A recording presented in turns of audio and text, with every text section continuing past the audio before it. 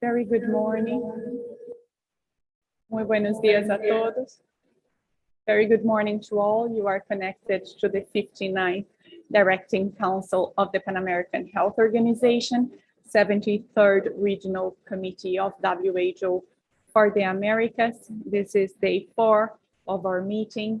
Welcome for those that are joining us today.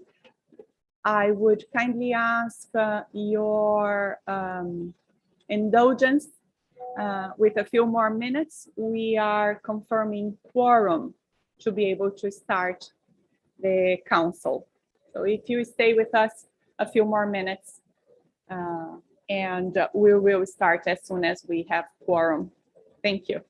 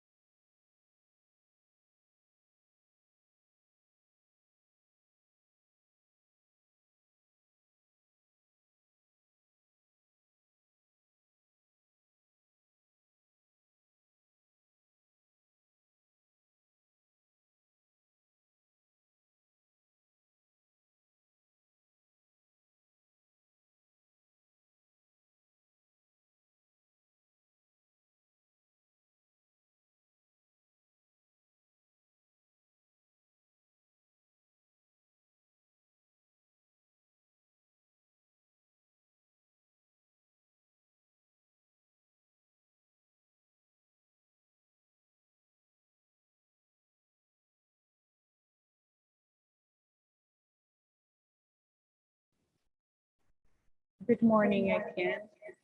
You are connected to the 59th Directing Council of the Pan American Health Organization, the 73rd session of the Regional Committee of WHO for the Americas. At the moment, we are confirming quorum of member states to be able to start the session. Thank you for those that joined us on time. There is an informal negotiation on course. We understand that is coming to an end shortly. We are assuming several member states are connected to that floor. So if you give us another 10 minutes, we'll probably be able to start then. At the moment, we are waiting for quorum to start. Thank you for joining us. We'll be with you soon.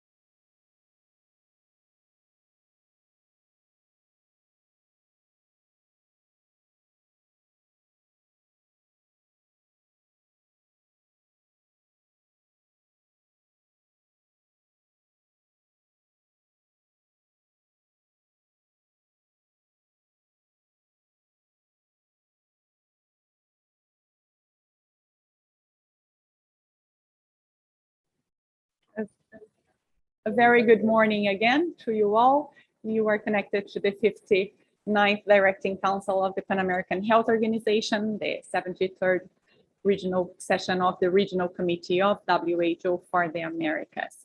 Mr. President, I'm happy to report that we do have quorum. We have more than 18 member states clearly identified and connected to the electronic platform. Mr. President, please do go ahead. Thank you very much. Good morning to all. Trust you had a good evening. And we look forward to day 4 and the important discussions and decisions that we will reach in the interest of our region.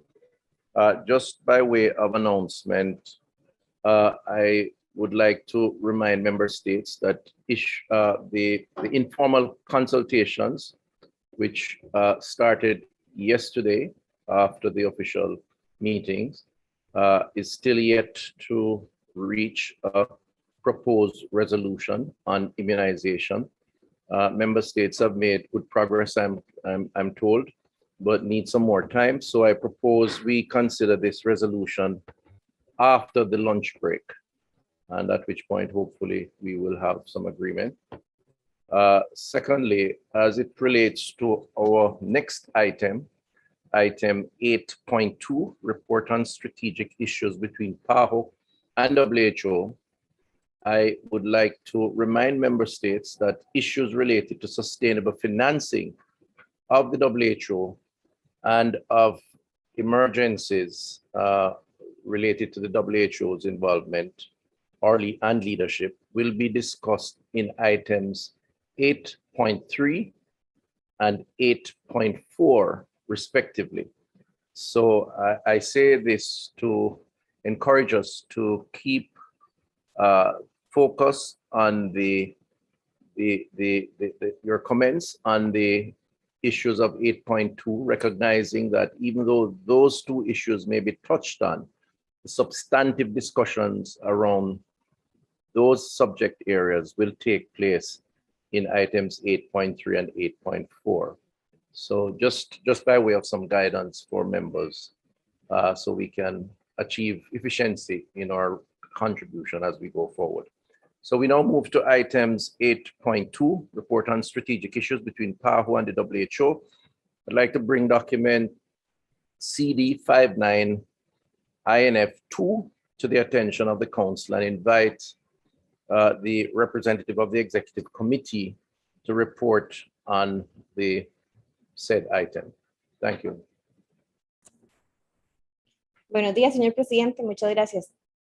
El Comité Ejecutivo examinó una versión anterior del informe sobre cuestiones estratégicas entre la OPS y la OMS en su sesión de junio. En el debate del comité sobre el informe, se formuló una declaración conjunta en nombre de un grupo de Estados miembros. En esta declaración, el grupo acogió con beneplácito la adopción por parte de la Asamblea Mundial de la Salud de la resolución sobre el fortalecimiento de la preparación y la respuesta de la OMS frente a emergencias sanitarias y de la decisión en la que se le pedía al director general que convocara una reunión extraordinaria de la Asamblea Mundial de la Salud en noviembre del 2021 para considerar la elaboración de un convenio u otro instrumento internacional de la OMS sobre la preparación y respuesta frente a las pandemias. Se señaló que la región se encontraba en una posición única para ofrecer ideas y asesoramiento apropiados acerca del fortalecimiento de la preparación y respuesta de la OMS, y se alentó la participación regional activa en el grupo de trabajo formado en virtud de la resolución WHA 74.7. Se pidió a la oficina que apoyara la participación de los Estados miembros de la OPS en el grupo de trabajo, convocando reuniones periódicas para facilitar el intercambio de información y los debates regionales de carácter informal. El comité expresó su agradecimiento por el apoyo continuo de la OPS mientras los Estados miembros seguían luchando contra la pandemia y por sus esfuerzos para apoyar a los países en el acceso a las vacunas contra la COVID-19 a través del mecanismo COVAX. Además, se destacó la importancia de asegurar una perspectiva regional en los diversos procesos mundiales de examen en curso. Se sugirió que el informe que debía presentarse al Consejo Directivo incluyera un análisis más estratégico de las oportunidades para la coordinación entre la OPS y la OMS, con mayor atención a los resultados de esa colaboración, a fin de brindar orientación a los Estados miembros para la toma de decisiones. Gracias, señor presidente. De esta manera concluye mi informe sobre este punto. Thank you very much for that report. I now yield the floor to the plenary to begin the discussion and invite delegates to raise their hand on the electronic platform and our very efficient moderator to conduct these proceedings. Thank you very much, Mr. President. We will proceed then to take note of the request for the floor on this agenda item. We recognize Mexico. Gracias, señor presidente. México toma nota de la presentación de este cuarto informe.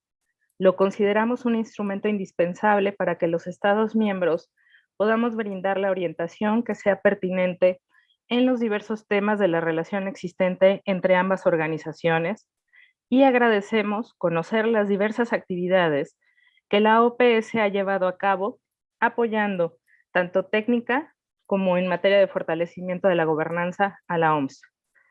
Sin duda, ese acompañamiento permite dar a conocer los aportes que la región puede proveer a dichos procesos. México ha manifestado, tanto a nivel global como regional, la importancia de hacer ejercicios periódicos de evaluación que permitan identificar retos de financiamiento, mejoras en la priorización de recursos escasos a áreas estratégicas y, en todo momento, fortalecer los mecanismos que permitan tener eficiencias en la transparencia y rendición de cuentas, no solo garantizando la adecuada ejecución del presupuesto, sino también para contar con elementos que demuestren el trabajo que tanto la OMS como la OPS llevan a cabo de la mano con los Estados miembros para fortalecer las capacidades de los sistemas de salud. Por ello, durante la aprobación del 13º Programa General de Trabajo de la OMS, nuestro país manifestó que se requiere de una sólida implementación de indicadores que permitan obtener un resultado medible de la consecución de las prioridades estratégicas de dicho programa y la correcta implementación de las acciones y metas planteadas por la organización, así como una correcta estimación para su financiamiento. Respecto a financiamiento, consideramos que es importante continuar con la exploración de estrategias de financiación innovadoras y de recaudación de recursos en el marco del programa, el marco de la OMS para la colaboración con agentes no estatales y alcanzar los retos o atender los retos que demanda la pandemia de COVID. De igual forma, existen oportunidades producto de los cambios de paradigma generados por la pandemia, tales como el trabajo a distancia, que deberán evaluarse como un mecanismo para hacer un uso más eficiente de los recursos en materia de viajes. A nuestra delegación le gustaría que se pudiera proveer un análisis más estratégico respecto a las áreas de oportunidad para la coordinación entre ambas organizaciones, del impacto en el funcionamiento y la gobernanza de la OPS a partir del proceso de transformación de la OMS, particularmente a partir de la armonización de estructuras entre la sede y las oficinas regionales. Destacar estos aspectos que los Estados miembros debemos tener presentes para brindar la orientación que corresponda. Consideramos que hubiera sido importante, dada la actual contingencia de COVID, poder contar con una orientación más clara de las oportunidades que existen para la región de las Américas en foros globales como el mecanismo COVAX y su futuro de colaboración con el Fondo Rotatorio de Vacunas. Finalmente, existen dos asuntos estratégicos que quisiéramos se tuviera mayor visibilidad y claridad en las áreas, claridad sobre las áreas de oportunidad existentes. El primero, el financiamiento de la porción del presupuesto por programas de la región AMRO y conocer las razones para que no exista un financiamiento equiparable al de otras regiones del mundo y de la propia sede. El otro, pedir al secretariado que se pueda dar a conocer, como parte de los aportes regionales al proceso de revisión de gobernanza de la OMS, no solo la metodología de priorización de Hanlon, su aplicación práctica y, de manera muy importante, el valor agregado que la organización aporta a sus Estados miembros, que ha sido presentado a nivel regional en el anexo A del programa y presupuesto recientemente aprobado por este Consejo Directivo. En este último punto, exhortamos al secretariado de la OMS presente a conocer esta importante experiencia regional que nos parece puede considerarse referente para otras regiones del mundo. Gracias, presidente. We thank Mexico for the intervention. We now yield the floor to the United States, followed by Canada. Thank you, Mr. President, and good morning to everyone. The United States appreciates this comprehensive report on strategic issues between the WHO and PAHO. The report demonstrates the important work the organization continues to do to fight the COVID-19 pandemic, as well as improving health systems throughout the region. We commend PAHO's close coordination with the WHO, especially on the COVID-19 response and its critical support to member states during this unprecedented crisis. The United States strongly supports working together with our multilateral partners to strengthen the World Health Organization and make it more transparent, effective, and agile. This includes empowering its regional offices. We commend the contributions of PAHO to WHO initiatives, including the WHO Transformation Agenda, where this region's experiences and expertise can be an example for the whole WHO system. Thank you very much. We thank the United States for the intervention. We now recognize Canada, followed by Chile. But before yielding the floor to Canada, we would like to ask delegates to please speak slowly so as to all the delegations can fully understand your intervention and also to facilitate interpretation. Canada, you have the floor. Thank you very much, Mr. Facilitator. Good morning, Mr. President. Good morning, everyone. Canada thanks the Secretariat for this report and the updates provided. We consider that the coordination between PAHO and WHO remains more critical now than ever as we grapple with the pandemic. We continue to be encouraged by the organization's regular engagement with the WHO on the COVID-19 response, as well as other critical governance and programmatic aspects. Canada recognizes the important support PAHO continues to provide member states in accessing vaccines made available by COVAX through the PAHO Revolving Fund. We also note the important role PAHO takes on working with the WHO to assist countries in the region in meeting all readiness requirements to ensure equitable access to COVID-19 vaccines. We are concerned, however, that the Directing Council, as the Regional Committee for the Regions of the Americas, was not provided with an update from the WHO on the midterm update to the 2022-2023 program budget. When the process for the midterm update was outlined at the 74th WHA, this was supposed to be the first opportunity for member states to be briefed on planning and to weigh on the process. It is absolutely critical that member states have opportunities to consider and provide input on this midterm update, particularly given how few opportunities for consultation were available on the program budget itself. We would appreciate the PAHO Secretariat's best effort to support member state consultation on the midterm update at regional and global levels. Thank you very much, Mr. President. We thank Canada for the intervention, and we now recognize Chile.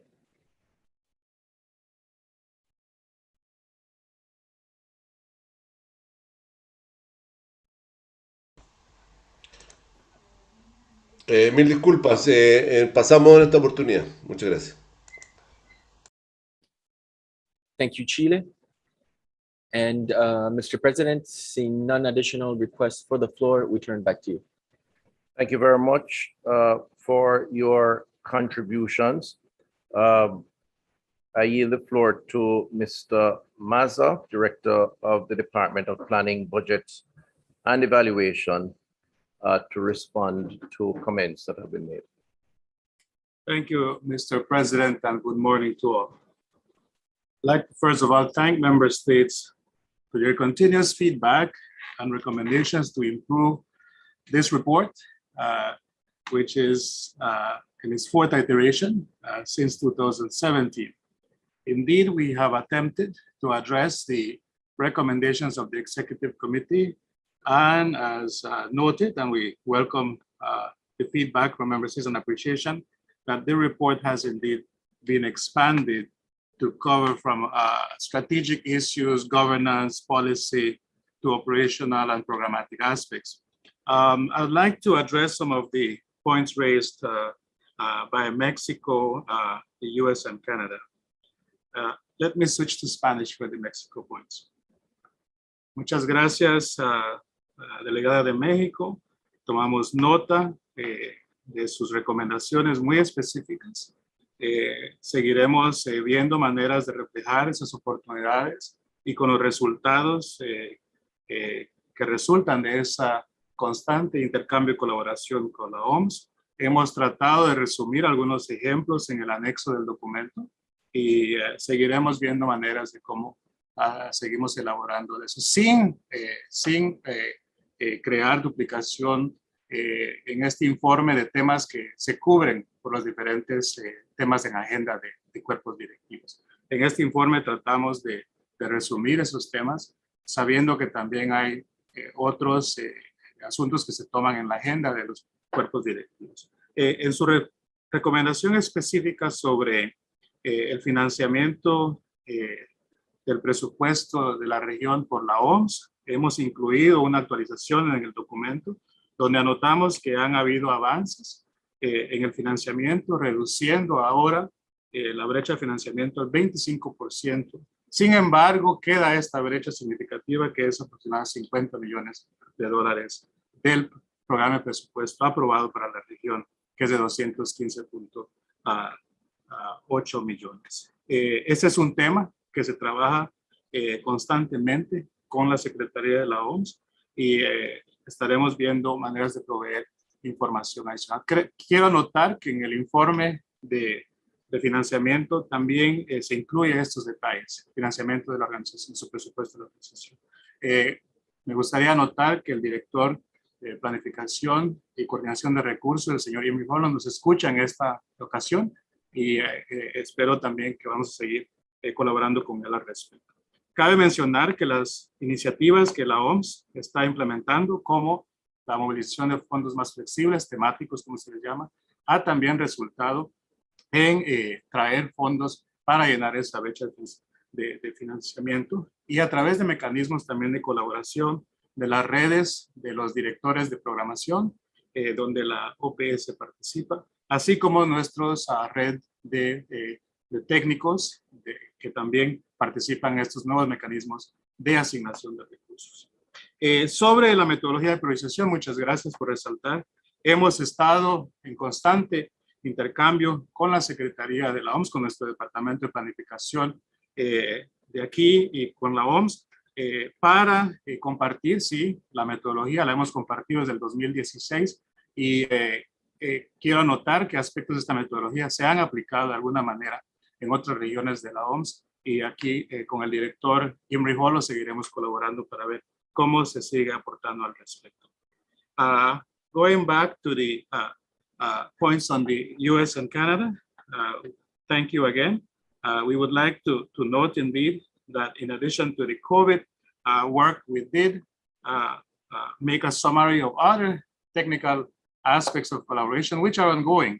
And again, not to duplicate what is in other agenda items, which we attempted to strike a balance as well in this report. But we did highlight many aspects in the health systems, NCDs, tobacco control, gender, and aspects of financing as well, where, as I said before, we keep seeing a positive trend, but we still have a significant funding gap that we continue to work with the Secretariat to finance of the AMRO portion of the budget. Canada, if I understood correctly, you're referring to the midterm review report of program budget 2021.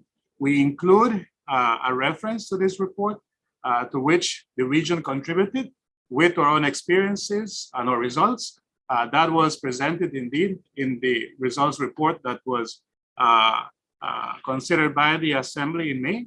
But I also note that you're referring to a process that is ongoing, which is the revision of the program budget 2022-23 of WHO, which is ongoing. And perhaps when we speak about the sustainable financing, Mr. Holo can update there. We will continue, and wherever the opportunity is, to continue informing member states of that process and sharing information that is relevant to you, as the member states are also participating in that global process of WHO's program budget revision as requested by the Health Assembly in May. Mr. President, just to note again, we'll continue to work on these recommendations as we move forward in future iterations of the report. Thank you very much.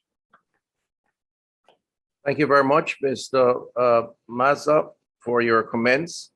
And I would now turn to the Madam Director, Dr. Etienne, for any comments that she may have. Good morning, Mr. President. Good morning, member states, delegates, and colleagues. On this agenda item, I just want to give the assurance to member states that the Secretariat continues to work very closely with WHO's management, leadership, and technical areas in a mutually learning relationship, sharing what are some of the best practices across all 6 regions. We will continue to strengthen this document, although it is has significantly expanded, certainly this year. And let me thank member states for their interventions. Thank you, Mr. President. Thank you very much, Dr. Etienne, our Director. Based on all comments made, and I would now like to inform the Council that the discussion will be reflected in the final report. We can therefore move now to items 8.3. Items 8.3, draft report of the working group on sustainable financing established by the Executive Board of the World Health Organization. I'd like to bring document CD 59 INF 3 to the attention of the council and invite Mr. Jean Kumel, Chair of the Working Group on Sustainable Financing, and Mr. Raul Vargas, co-chair of this working group, to jointly present the item. Thank you, Mr. President. Honorable Ministers, Regional Director Carissa Etienne, it is a major honor and pleasure for me to be with you, together with my Vice Chair, Raul Vargas. I will very briefly introduce the topic and the overall challenge and where we currently stand. So the COVID-19 pandemic has highlighted the importance of WHO and that the world needs WHO now more than ever. All COVID lessons learned panels clarify two things. First, a strong and capable WHO is key to implement the health-related sustainable development goals. And second, no global health security without a strong and truly enabled WHO. At the same time, the current crisis has also brought forward the gap between our expectations vis-à-vis the WHO and what the organization is able to deliver with the available resources. There is a major discrepancy in between the world's expectation vis-à-vis the WHO and its de facto abilities. And in my words, there is a major discrepancy between member states praising the relevance of the WHO and their willingness to pay for this. Today, WHO's program budget is more than 84% driven by individual donors. Only 16% of the funding is truly predictable. This situation has been a long-term challenge for the WHO, but it has reached a point now that seems hardly acceptable. This was the reason why the World Health Assembly called on member states in the context of the COVID-19 pandemic to provide sustainable funding to WHO to ensure that the organization can respond fully to public health needs. And subsequently, the working group was established by a decision of the board in order to enable WHO to have the robust structures and capacities needed to fulfill its core functions as defined in the Constitution. All independent panels, including the Independent Panel for Pandemic Preparedness and Response, share the same assessment. WHO's financing is fundamentally rotten. And this assessment is not new. There have been several attempts over time to fix this. Yet, no major improvement has happened in the past 30 years. So what are the consequences of the current way we are financing WHO?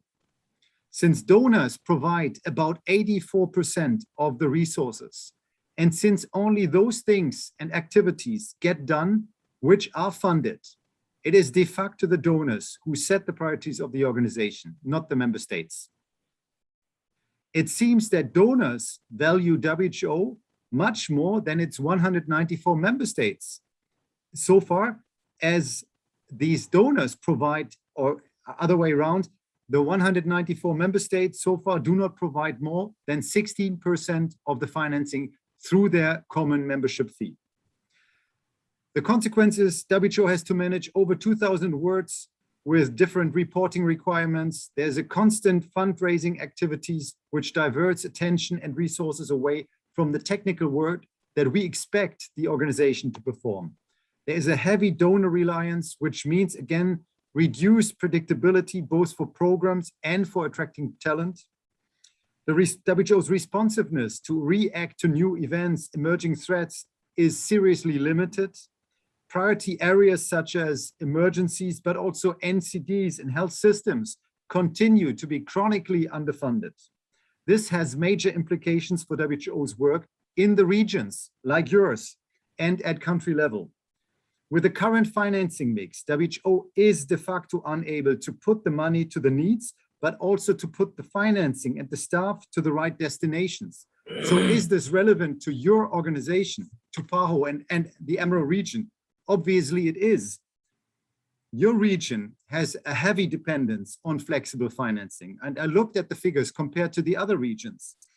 Regarding the composition of funding across major offices, AMRO receives 20% specified, 11% softly earmarked, and roughly 70% flexible resources.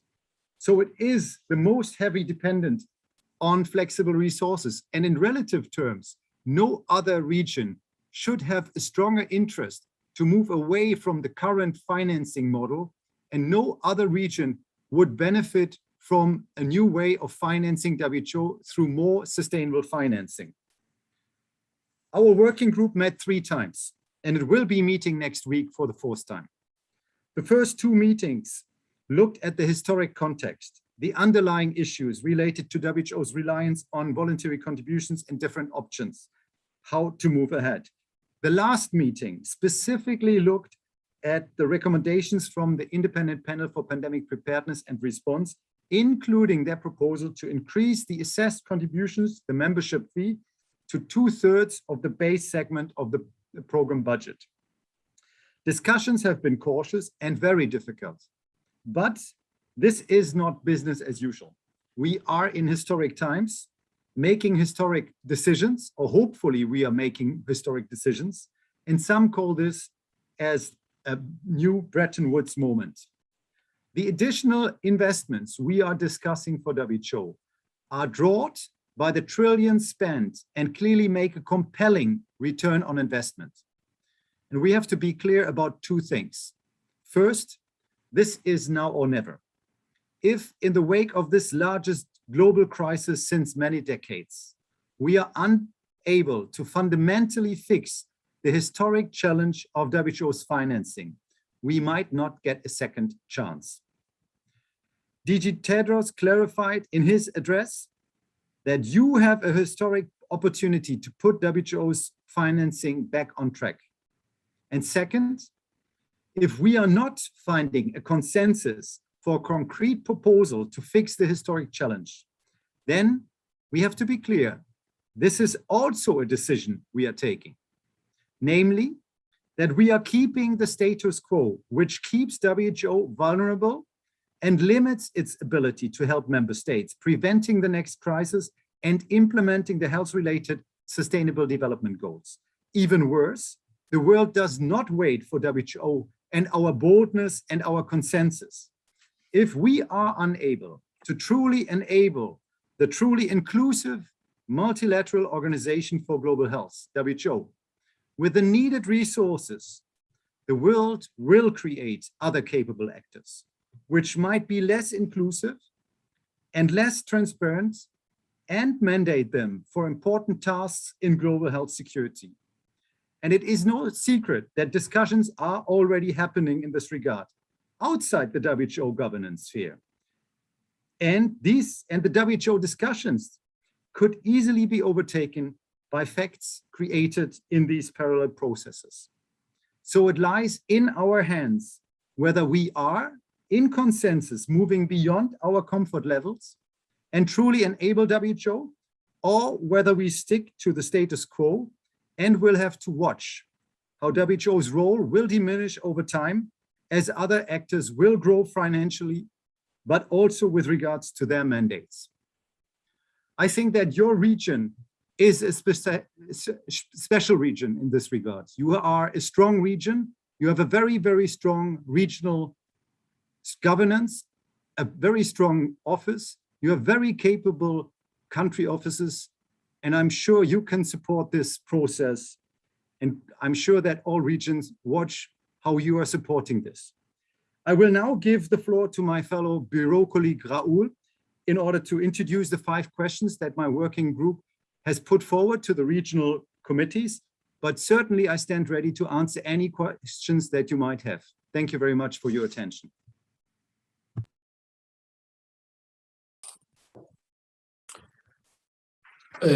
Muchas gracias, presidente.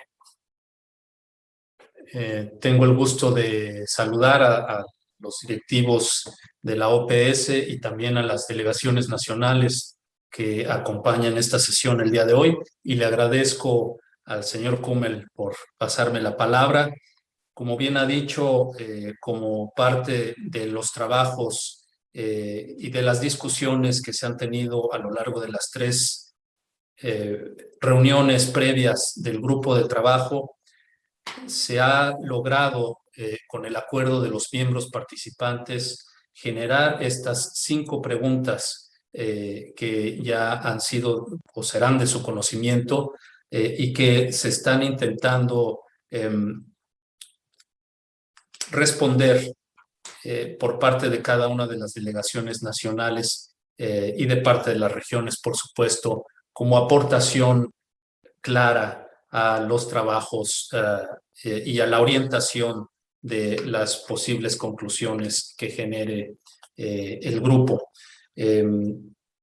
La intervención del señor Kummel creo que ha sido lo suficientemente robusta e informativa. Simplemente quisiera recordar a las delegaciones que hoy nos acompañan que mi labor como vicepresidente del grupo de trabajo lo realizo a título personal y funciona como enlace con nuestra región, así como lo hacen otros compañeros de otras regiones, en su mayoría basados en Ginebra.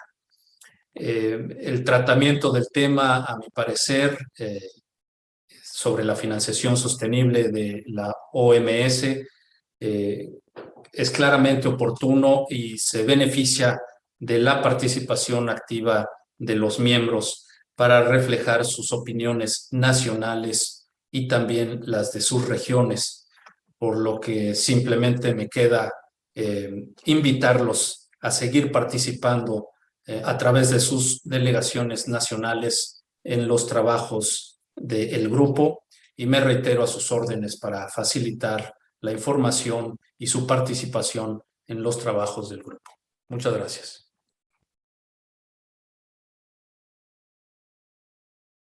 Thank you very much for the report that was advanced by both gentlemen. I will now yield the floor to the plenary. Delegates, please raise your hand using the electronic platform, and our moderator will recognize you in the order in which your hand is raised. Thank you. Thank you very much, Mr. President. We will take note of the request for the floor on this agenda item. And we recognize Canada, followed by the United States. Thank you very much, Mr. President. And I will take this opportunity to say hello to my friend and colleague from Germany, wishing to see him very soon in Geneva for upcoming discussions around the WHA. I would like to thank him for this very bold report on the work of the working group. That being said, I'd like to say that we really appreciate PAHO's effort to host information sessions for the region on this member state working group. The region's active participation in these discussions is critical, as pointed out, as the outcomes from this working group could significantly influence the future of WHO's financing and how it distributes its resources. We strongly believe that the region has expertise and best practices to share with the WHO and the member state working group regarding prioritization, as seen with PAHO's transparent bottom-up prioritization exercises using the HALON method. We strongly urge PAHO's continued engagement with the WHO in this regard. Canada will continue to participate actively and constructively in these member state working group discussions and looks forward to seeing how this work evolves for the future of the organization and the support to all member states. Thank you. We thank Canada for the intervention. We now recognize the United States, followed by the United Kingdom. Thank you, Mr. Moderator. And we appreciate the efforts of the working group on sustainable financing to help us better understand the options to make sustainable financing of the WHO a reality. We also appreciate the engagement of the chair, Bjorn Kummel, with the regional committees and the questions shared with the member states. We also thank Mexico for its work on the working group and its briefing of us today. The IPPPR recommendations reflect an innovative model of change impacting both the level and nature of WHO funding for all member states and the wider donor community. Although we appreciate the creativity of the detailed information on the IPPPR's proposal on sustainable financing, we must also carefully reflect on the potential impact of the proposal. We emphasize that as part of any increase in contributions, there needs to be more transparency and accountability on both the part of the member states and the Secretariat, especially with regard to the cost of any new proposed initiatives. We would draw attention to the proposal raised in the working group on WHO strengthening for additional standing committees to WHO's executive board, one on health emergencies and one on governance. Such a mechanism would improve governance and oversight of activities. Similarly, the United States is interested in exploring ways to address WHO's sustainable financing issues, including through novel or innovative ideas. However, we see significant differences between WHO as compared to other organizations such as Gavi or GFATM, and we do not see a replenishment model as appropriate for WHO. We'd also like to highlight the importance of coordination between the Working Group on Sustainable Financing and the Working Group on Strengthening WHO Preparedness and Response to Health Emergencies. And we appreciate the efforts in this area by the chair, co-chairs, and respective bureaus.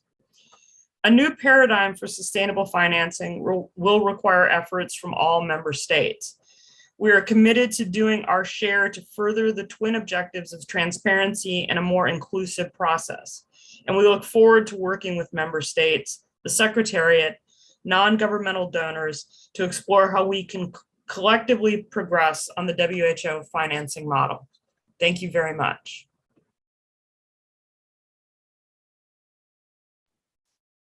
We thank the United States for the intervention.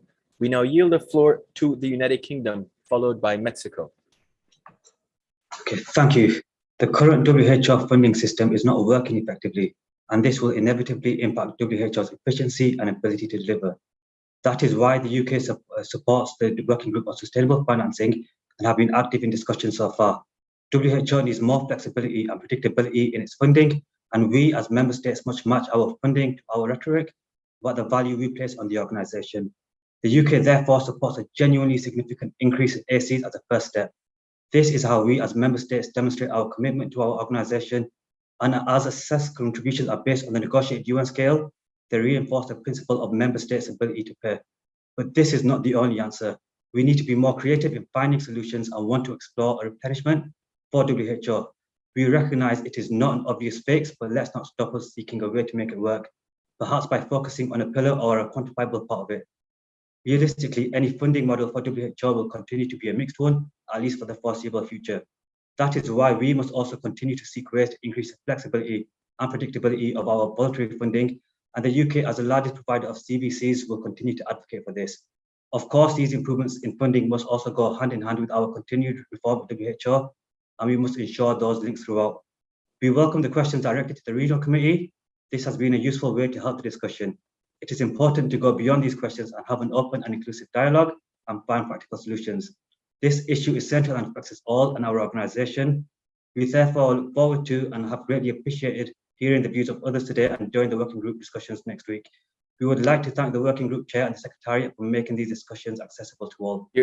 Delegate, if I may stop you for a second and request that you continue with your intervention in a slowly paused manner so as to enable the rest of the delegations to properly grasp the message, and enable also our interpreters to properly disseminate the message in their other languages. Thank you. Yeah. So we welcome the questions directed to the Regional Committee. This has been a useful way to help the discussion. It is important to go beyond these questions and have an open and inclusive dialogue and find practical solutions. This issue is central and affects us all and our organisation. We therefore look forward to and have greatly appreciated hearing the views of others today and during the working group discussions. We would like to thank the working group chair and Secretariat for making these discussions accessible to all. Finally, we would like to call others to join us in supporting significant increase in assessed contributions as part of a broader package of funding improvements and work to agree a way forward at WHA 75. Thank you. We thank the United Kingdom for the intervention. We now recognize Mexico, followed by Brazil. Gracias, moderador. La delegación mexicana toma nota del informe preliminar del Grupo de Trabajo sobre Financiación Sostenible y la presencia de los colegas que han coordinado su trabajo. Reconocemos el acompañamiento que la OPS ha dado a los Estados miembros para informar sobre la labor del grupo de trabajo y facilitar un espacio en la agenda de este Consejo Directivo para discutir sobre el estado de sus principales deliberaciones y de cómo éstas repercutirán en la región.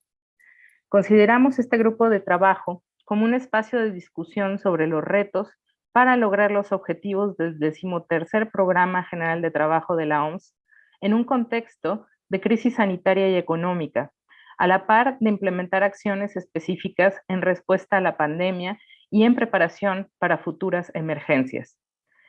México considera que el financiamiento sostenible por sí mismo no es suficiente para alcanzar las metas planteadas por la OMS. Existen otros aspectos importantes a tener en cuenta, tales como la adecuada priorización temática, la ejecución de actividades asociadas a resultados, incluida la cooperación técnica para la generación de capacidades, así como de una evaluación permanente del desempeño, transparencia y rendición de cuentas. A su vez, tiene que ver con asuntos de gobernanza, particularmente la coordinación en la implementación de actividades en los 3 niveles de la organización, con el objetivo de hacer eficiente la ejecución del gasto. Reconocemos la importancia de la vinculación entre los trabajos del grupo de financiamiento con el grupo de fortalecimiento de preparación y respuesta de la OMS, a fin de favorecer la toma de decisiones coordinadas y evitar duplicidades de esfuerzos. En cuanto a las preguntas planteadas por el grupo de trabajo, México considera que más allá de asignar un porcentaje específico de las contribuciones señaladas al segmento básico del presupuesto por programa de la OMS, se debería trabajar sobre prioridades con base en los recursos disponibles, es decir, una adecuada distribución y ejecución de recursos a partir de la correcta planeación, programación y presupuestación de los mismos. Para ello también es importante conocer las brechas de financiamiento existentes por tipo de programa, para evitar ampliar los mandatos de trabajo en tanto que no esté garantizado el financiamiento.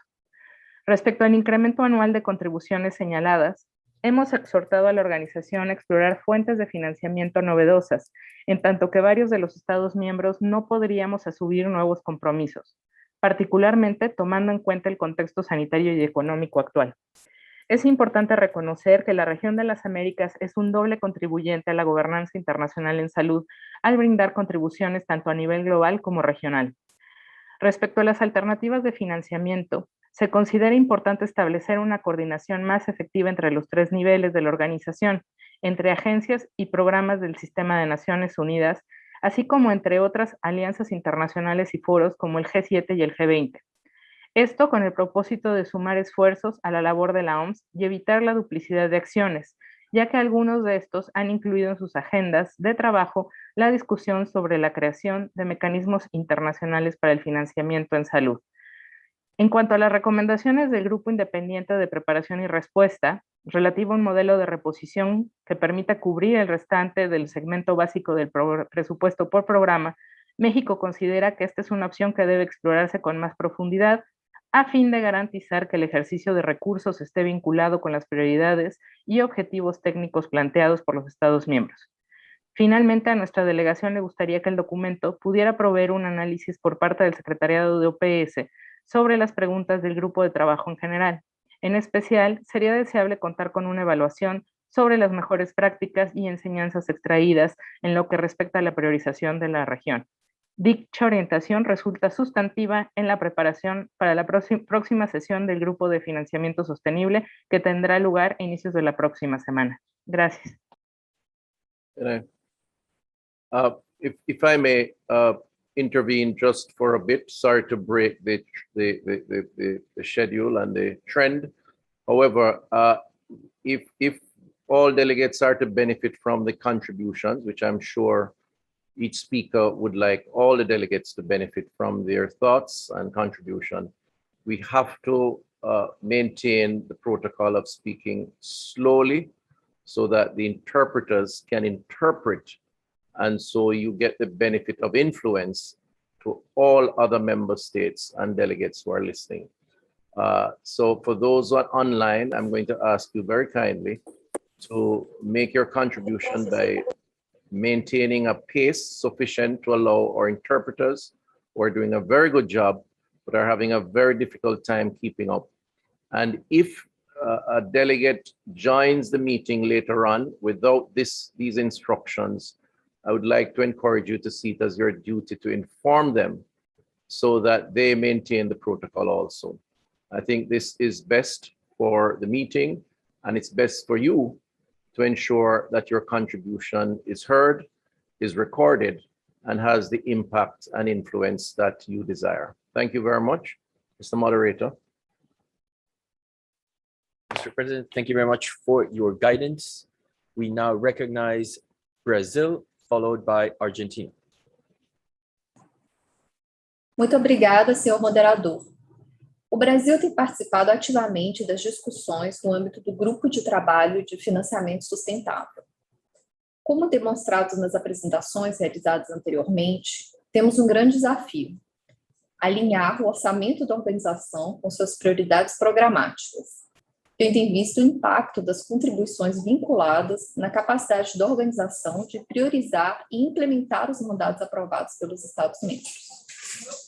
O contexto pandêmico impôs aumento de gastos a todos os países, seja para responder à pandemia, seja para implementar medidas de proteção social. Essa nova realidade restringe orçamentos nacionais, impossibilitando que muitos Estados-membros sejam capazes de promover aumento em suas contribuições regulares. Este pano de fundo deve estar sempre presente nas discussões orçamentárias, tanto na OMS quanto na OPAS. O Grupo de Trabalho de Financiamento Sustentável constitui oportunidade para discutir mecanismos para promover a eficiência da OMS, assim como a melhoria do seu trabalho através de uma maior previsibilidade e sustentabilidade orçamentária. Precisamos de soluções inovadoras e criativas, que atendam à necessidade de fornecer os meios para que a organização apoie o fortalecimento de sistemas nacionais de saúde resilientes, mas também atenda às necessidades de muitos países, em particular de países em desenvolvimento, que enfrentam desafios fiscais ao mesmo tempo que investem pesados recursos financeiros no combate à pandemia da Covid-19. O Brasil está aberto e engajado para discutir fórmulas e maneiras criativas que atendam ao imperativo de reduzir a proporção das contribuições voluntárias vinculadas e que promovam o uso mais racional e coerente dos recursos disponíveis, com o objetivo de aumentar a previsibilidade, coerência e efetividade do trabalho levado a cabo pela Organização Mundial da Saúde. Muito obrigada.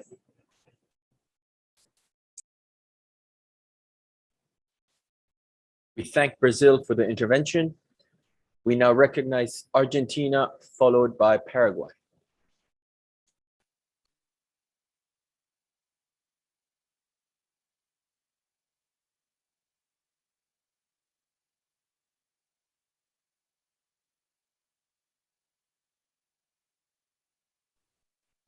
Delegate from Argentina, we are unable to hear you. No.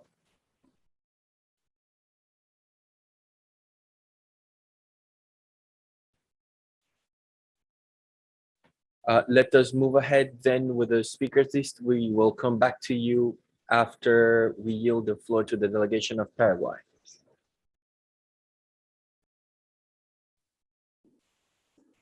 Gracias, señor presidente y señor moderador. La delegación de Paraguay agradece la elaboración del informe preliminar acerca de financiación sostenible. Indudablemente, el problema de financiación generado por la pandemia del COVID-19 ha afectado de manera significativa a todo el mundo, en diversos campos de acción y a diferentes escalas, situación que sometió a la Organización Mundial de la Salud en el último periodo y puso en evidencia la fragilidad y dependencia de su esquema de financiamiento.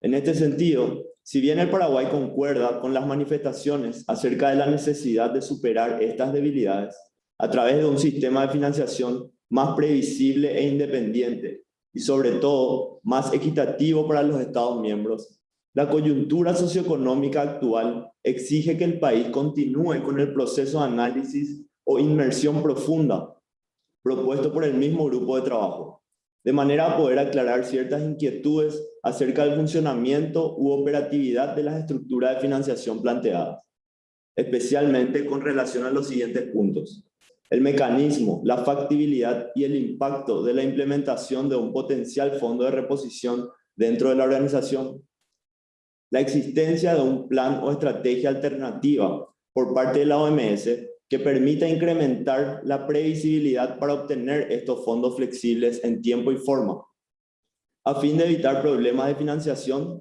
como los experimentados actualmente, y el posible impacto que esta situación generaría en el resultado de los programas básicos. El conocimiento acabado de estas cuestiones es de especial relevancia, pues el incremento propuesto significaría para el país alrededor del triple de sus aportes, lo cual evidentemente requiere el análisis y participación de las instancias financieras nacionales pertinentes a los efectos de realizar una planificación apropiada para asumir estos compromisos eficientemente. Muchas gracias. We thank Paraguay for the intervention, and we yield the floor back to the delegation of Argentina. Muchas gracias. Señor moderador, disculpe por los inconvenientes. Argentina toma nota y agradece el informe elaborado por el grupo de trabajo y la gran colaboración de los países de la región que participaron en las deliberaciones. Concordamos en que se debe fortalecer el modelo de financiación actual de la OMS y lograr una financiación sostenible de todos los programas básicos y estratégicos, bajo la exhaustiva revisión de las asignaciones financieras vigentes. Una propuesta fue evaluar la posibilidad de incrementar en un 50% las contribuciones señaladas para financiar la mitad del segmento base del presupuesto de la OMS. Sin embargo, destacamos que muchos de los países de la región, en especial las economías en desarrollo, están realizando grandes esfuerzos por cumplir con sus obligaciones financieras, a pesar de las consecuencias económicas de la pandemia. Para muchos países de bajos y medianos ingresos, la pandemia requirió reasignar parte de los ajustados presupuestos y aumentar el déficit fiscal en forma significativa. En el caso de Argentina, el déficit fiscal alcanzó el 6.5% del PBI en 2020, con un gasto fiscal del 4.5% del PBI en la respuesta a la COVID-19, y medidas que representaron el 2% del PBI para poder promover los créditos. Por eso, para muchos países en desarrollo, será un esfuerzo significativo incrementar los recursos necesarios en los próximos años para poder financiar la preparación y respuesta ante futuras pandemias. Será necesario identificar herramientas y mecanismos adecuados para asegurar el financiamiento necesario y la asistencia técnica en esta área para fortalecer los sistemas de salud y alerta temprana de los países. Finalmente, en vistas de la necesidad de mejorar la eficiencia de los recursos disponibles, la Argentina apoya la idea de que las estructuras de financiamiento actuales deben comprenderse mejor y fortalecerse antes de crear nuevas estructuras o fondos de financiamiento adicionales. Muchas gracias. We thank Argentina for the intervention, and we see no additional requests for the floor at this time. Mr. President, we come back to you. Thank you very much. We will now yield the floor, therefore, to Mr. Comel and Mr. Vegras to respond to comments that have been made. Thank you. Thank you, Mr. President. And with pleasure, I'll do my best to respond to the questions. So first of all, to all of you, thank you very much for the great support you expressed to the work of our working group. And I'll try to answer the questions and let's see whether I manage to do so. So first of all, Canada, indeed, I think you're raising one essential point. You are highlighting the strong involvement and the need for a strong involvement of all member states. This is something that We intended from the very start to be as inclusive as possible. And so we have called upon all 194 member states to be active. And indeed, your region, the Emerald Power region, is very active in the working group, outstandingly active. I would wish that other regions would be as active as yours, but still, I think all voices need to be heard. It's really a great pleasure to see this involvement and the support of your region. Indeed, I think it's important to look at best practices regarding prioritization processes. And there, I hope that we can learn from the regions like PAHO AMRO. US, you're absolutely right. We have to assess the impact of the proposals. We know the impact of the status quo. That is completely unacceptable. So however, if we're moving somewhere else, we need to assess the impact of any proposal that we might be moving towards. You're absolutely right. More finances and more financial commitment will not come on its own, but it needs to be linked with more transparency and governance. This is exactly why I believe the proposals that are on the table that have been submitted, such as the additional standing committees that are closely linked to the work in our working group, are great. They are great proposals, and I think they balance out exactly what we need to achieve: more transparency and governance. As you mentioned, there needs to be an engagement in between the two working groups, and I can reassure you that I, as the chair of this working group, had already a long discussion with the two co-chairs of the working group on strengthening the WHO to ensure the coherence and interlinkages between the work of the two working groups, in particular with regards, for example, the governance standing committee that is proposed indeed by your country in the other working group. But it has clear linkages to the work of the financing. You're raising the point, we need novel ideas. I think the IPPR model is novel. I think not too many have brought up this idea of a replenishment before. We hear, the reserve or also the question, is this really the right model? And I'm with you, or to a large extent, I was with you before I had an exchange with WHO's donors, state, non-state, but also other UN agencies and other actors who have a replenishment model, and it sounded quite promising.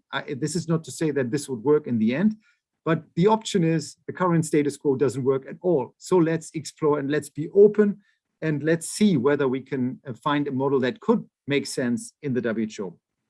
UK, great, your advocacy for a significant increase in ACs.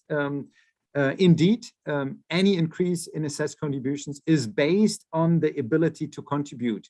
The ACs are linked to, obviously, the UN scale of assessment that takes into account the economic possibilities of each country, that takes into account the death rate, that takes into account the population rate, and has a minimum cut and a maximum cut.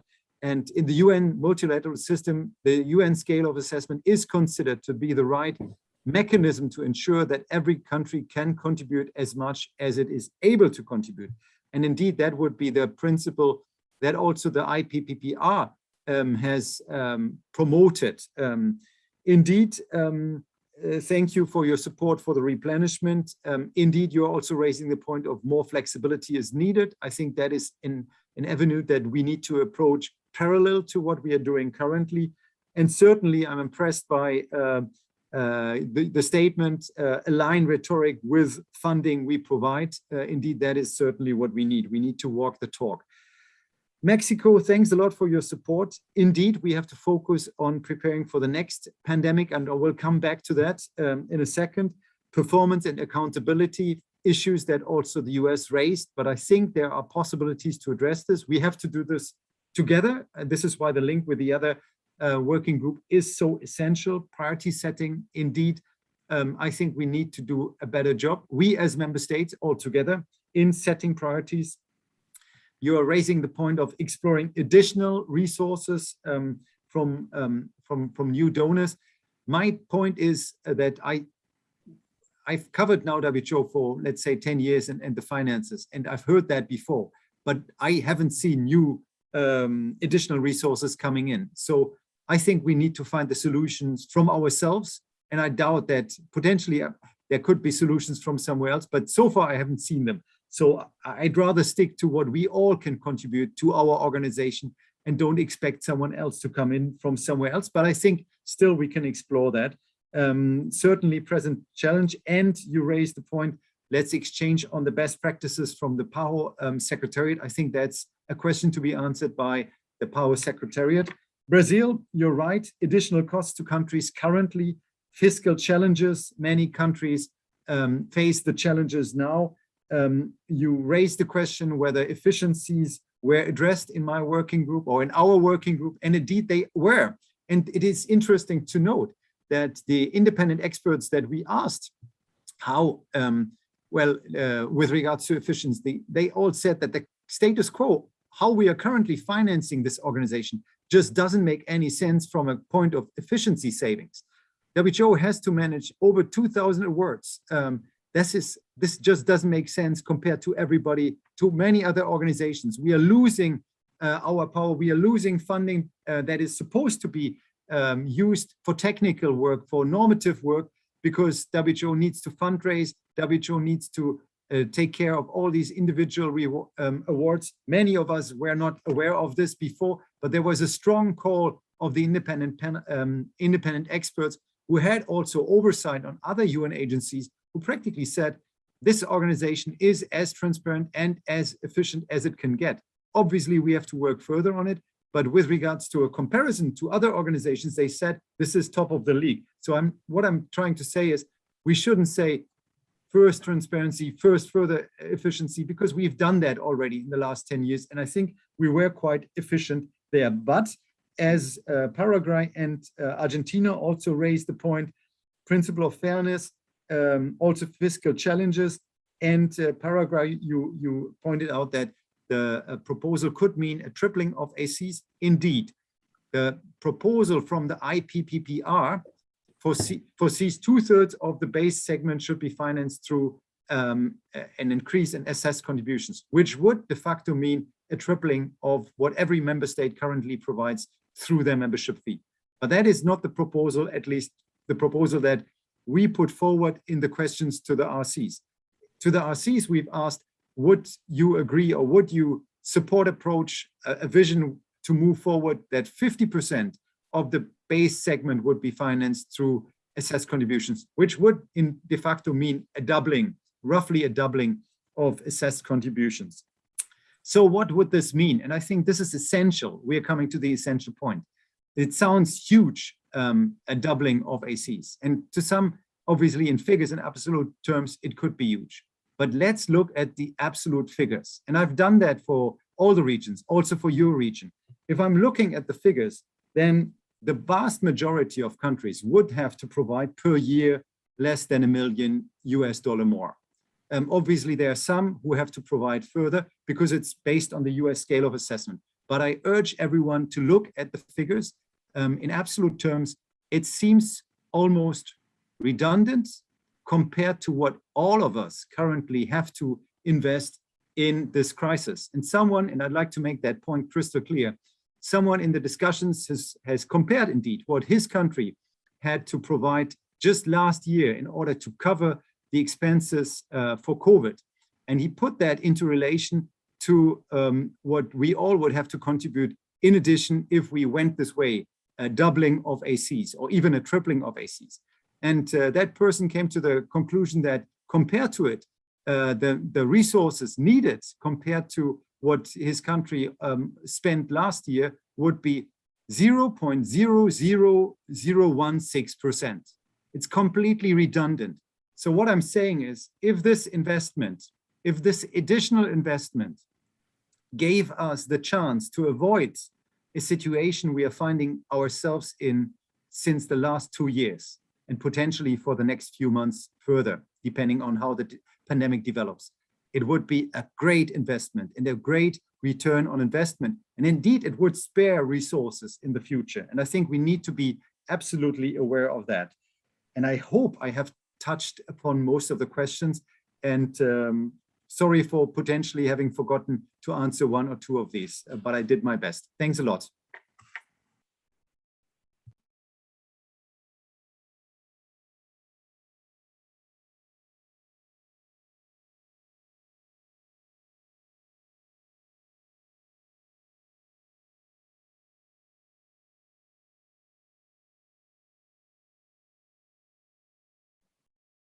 Thank you for that, Mr. Vegras.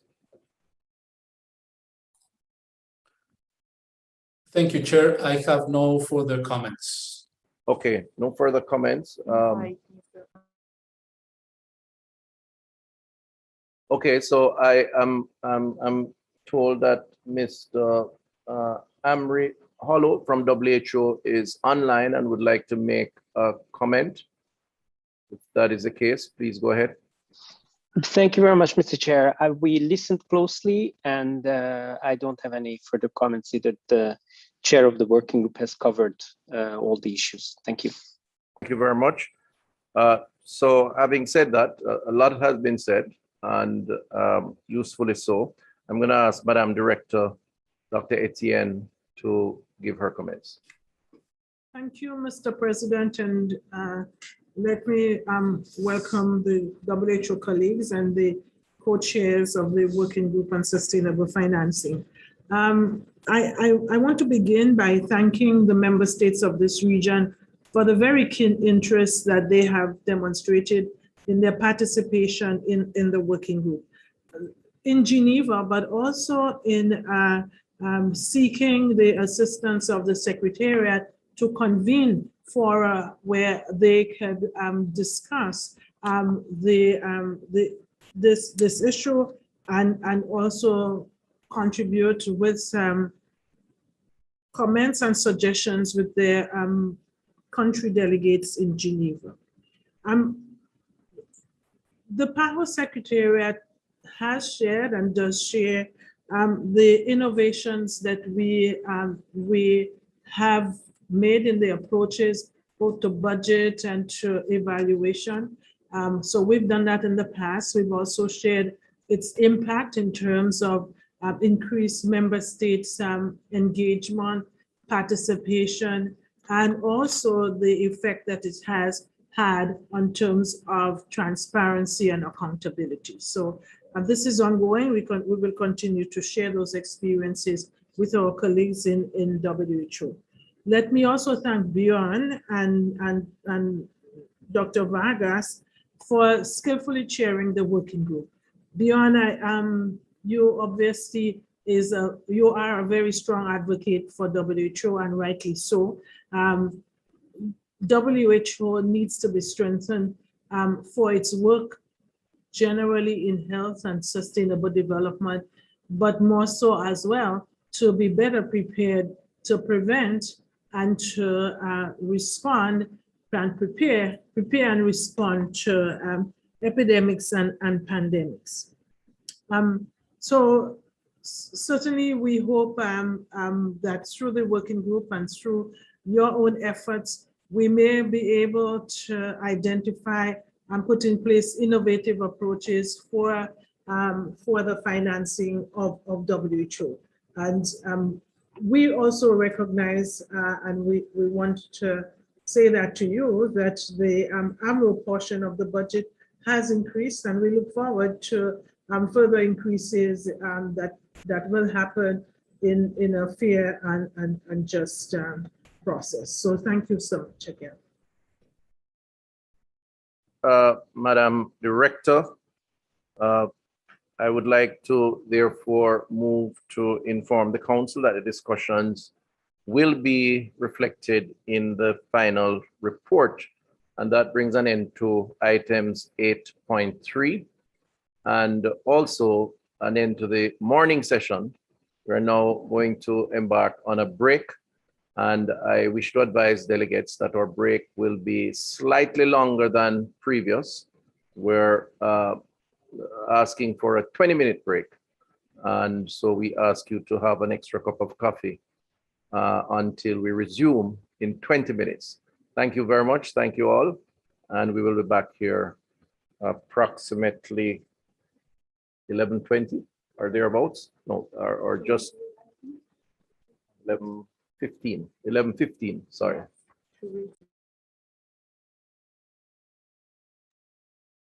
After the break, we do item 8.4. Just to advise also that after the break, we'll resume with items 8.4. Thank you very much. Speak after break.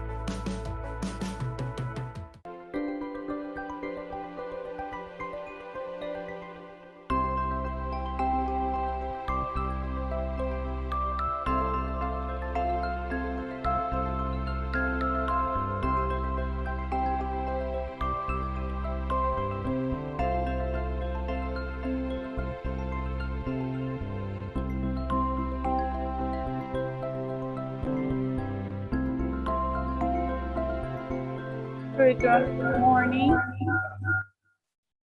Morning, delegates.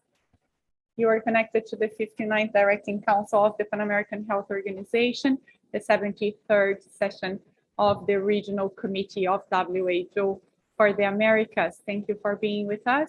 Minister, we have President, we have quorum. If you would like to go ahead. Thank you. Thank you very much, and I trust you had a good break. We are now going to be looking at item 8.4.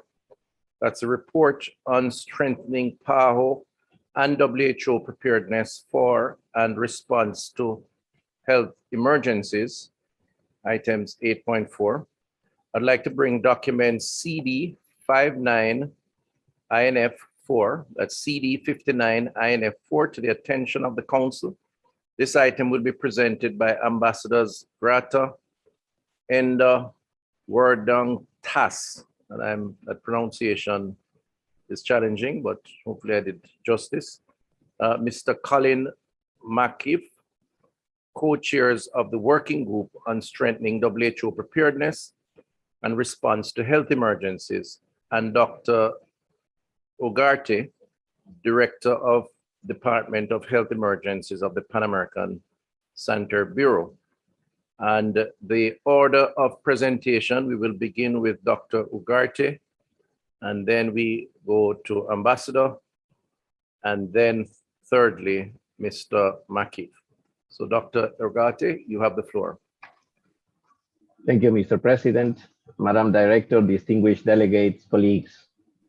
The 74th World Health Assembly adopted a resolution and a decision related to strengthening WHO preparedness for and response to health emergencies. And the WHO Secretariat then informed that it would cost around 1.4 billion to implement the actions requested in the resolution. And the Secretariat also informed that there was a gap of 1.2 billion for actions requested to WHO. The resolution also established a member states working group on strengthening WHO preparedness and response to health emergencies, whose report will be presented after my intervention, as you mentioned, Mr. President. The PAHO Executive Committee, 168th, requested that the Secretariat support member states' engagement with the working group on preparedness and response, and by convening regular meetings to facilitate the participation of PAHO member states in that working group.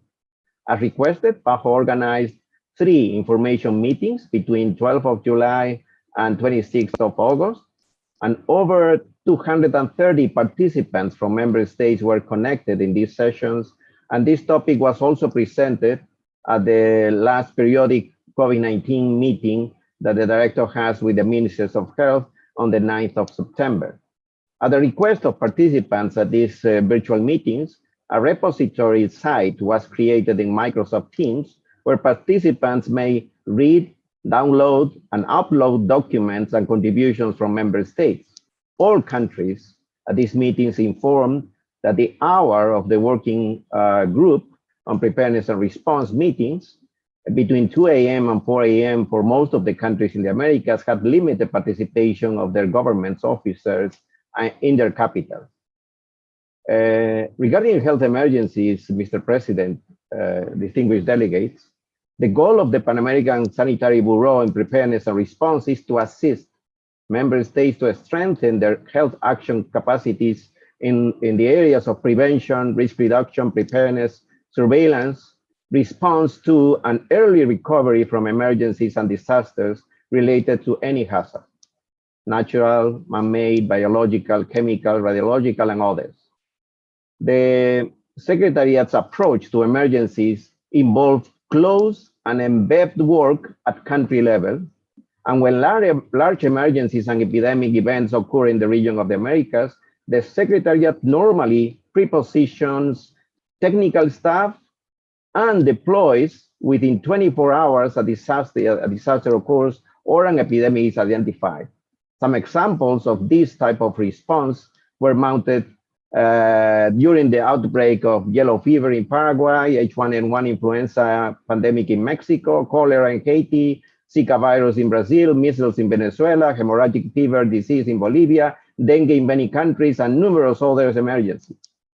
While the Secretariat, while PAHO fully complies with and is aligned with the international health regulations, the Bureau does have specific provisions to initiate the response to pandemics or disasters in the region of the Americas following its emergency response procedures. These are implemented by all three levels of the Bureau, regional, sub-regional, and country levels.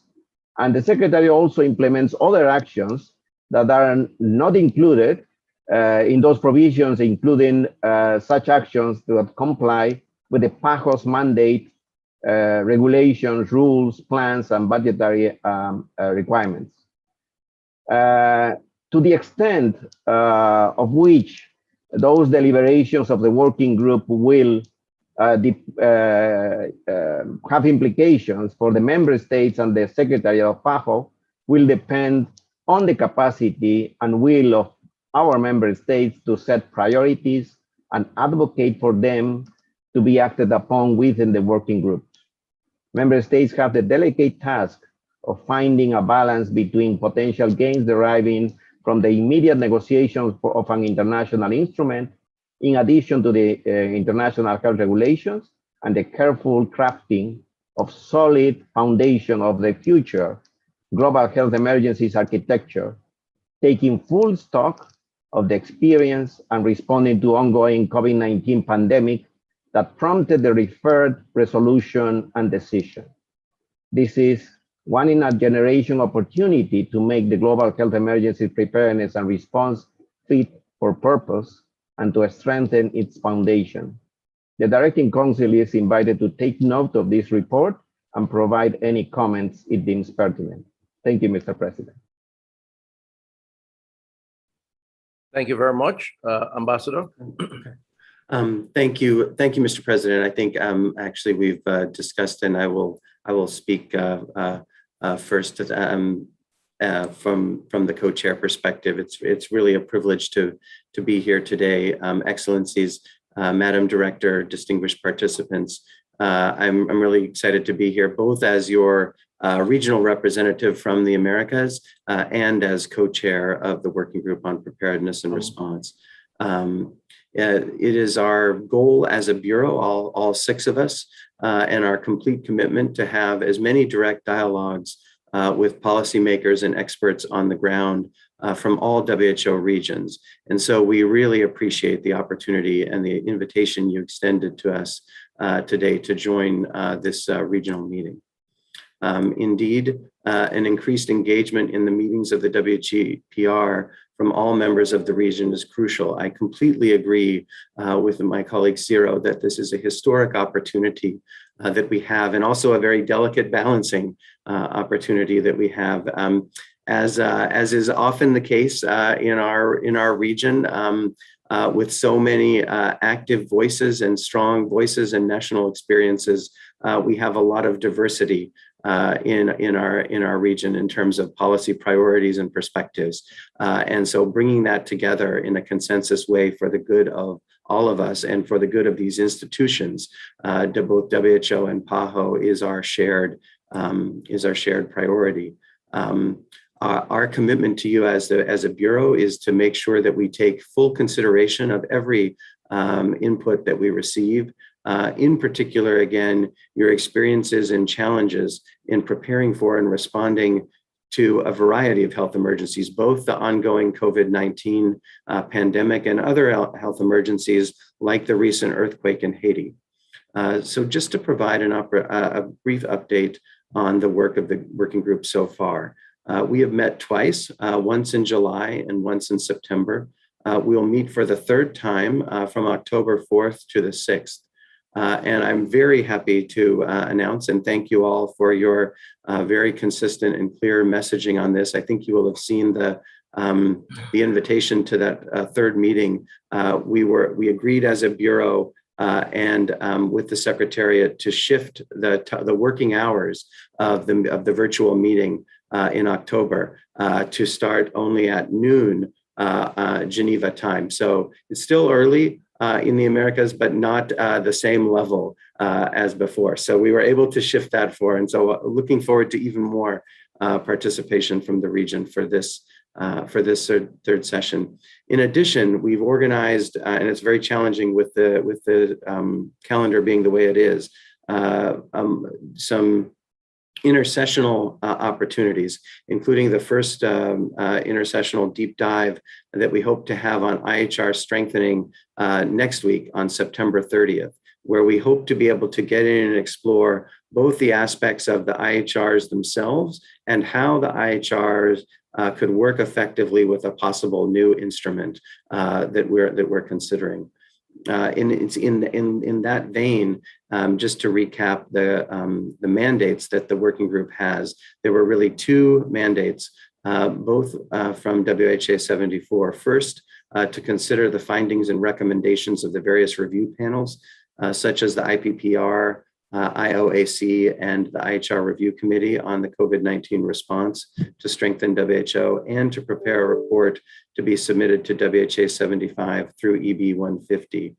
And next, to prioritize the assessment of the benefits of developing a WHO convention, agreement, or other international instrument on pandemic preparedness and response, and prepare a report to the special session of the WHO that will be held from November 29 to December 1, 2021.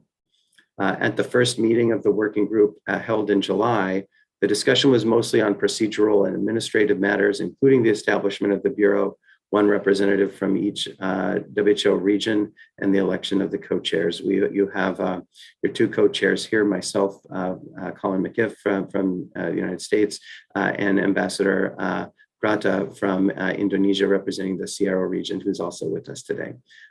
We also have some amazing and esteemed colleagues from Botswana for Africa, France for the European region, Iraq for the Eastern Mediterranean region, and Singapore for the Western Pacific. At the first meeting, we were able to adopt methods of work of the Bureau as well as the terms of reference for the working group. The second meeting was held at the beginning of this month on 1st to 3rd September, and we were able to shift to more substantive issues. And I'm really happy to say as well, many more member states started to participate in the second meeting after the first. The meeting sought views of member states on feasibility and potential impact of recommendations grouped in three categories: leadership and governance, systems and tools, and financing. As co-chairs, we were listening to member state views on how best that we can prioritize gaps and challenges, as well as the immediate and longer term actions identified in the reviews and recommendations that will potentially make the greatest difference in improving our response to this pandemic and providing more impact on the ground. We also were listening for recognizing various policy options member states have before them that will be the most effective approaches, not only the low-hanging fruit, so to speak, the easy wins, but also the challenging ones that will take more time and effort, but are still worth taking on. And then are there elements of specific recommendations that should be considered out of scope? We're getting feedback. Sorry, I just had an interpretation issue. So we had those discussions, and I think the discussions, went very well. There was an agreement, for example, and a proposal to add an additional bucket for consideration on equity, and many delegations strongly supported that. And so what we hope to do in the third meeting is really to get into that more. And we also have an intent to have more intercessional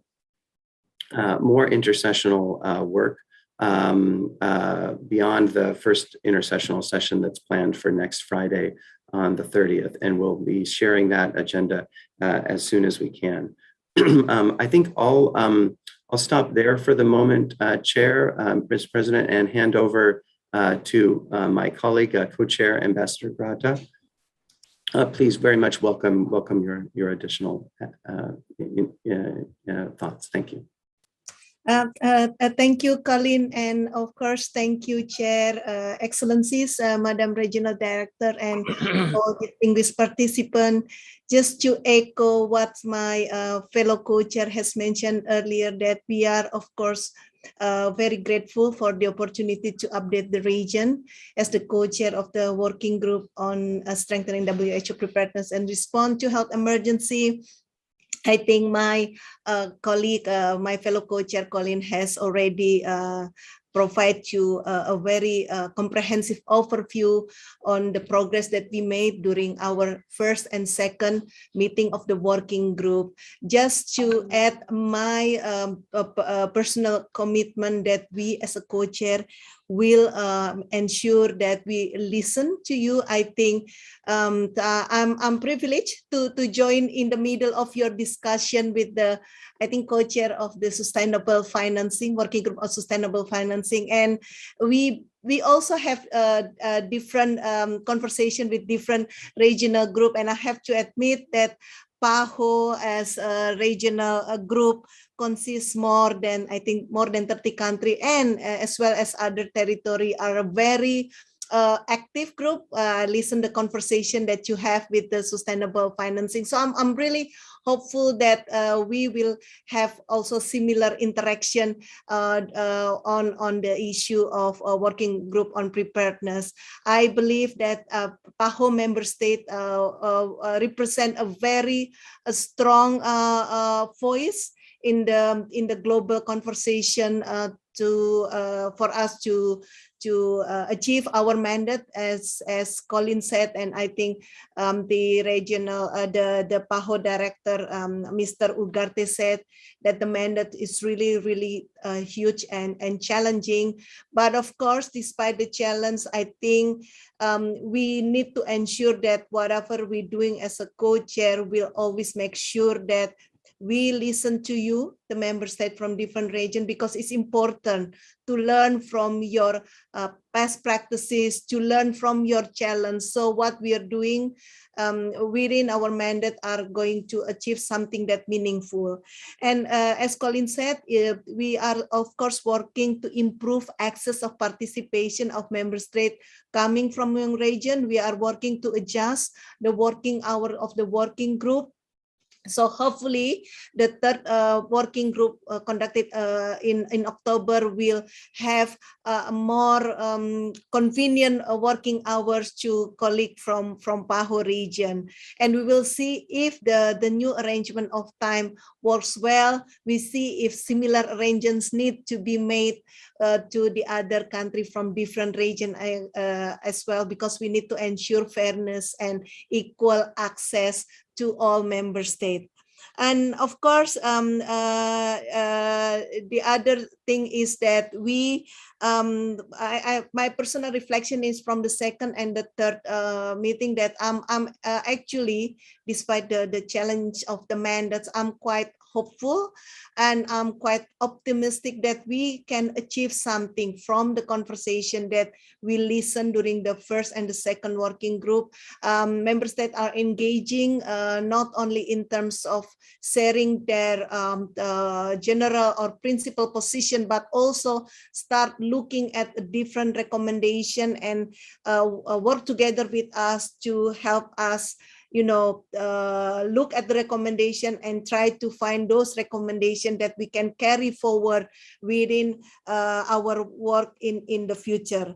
For the third meeting, we are of course continue to aim that the third meeting will also have a more substantive and productive discussion. We will working with the secretariat and also member of the bureau to produce more paper. I think one of the issue raised from the floor is that member state need clarification in terms of the financing in health emergency. So we are asking the secretariat, and of course member of the bureau will work as well to if we can have a mapping on the current existing financing in the health emergency. I think it's something that we also discuss with the working Group on Sustainable Financing. We also, of course, dig deeper. I think it's good to continue look again on the mandate that we have. That's why we will come up with another paper to look at the benefit and potential challenge or risk, and what kind of incentive that member state will gain by working toward, establishing a new treaty or a new international legally binding instrument, and what the same similar, assessment will be conducted on the option of strengthening the IHR, including the option of amending or adjusting IHR. We need to see some of the challenge and also some of the possible benefit. So yes, it's really difficult to juggle the two mandates, but I'm quite positive. We also looking again, try to focus, as you're well aware, we have more than 200 recommendations coming from different research as mandated by WHO member state.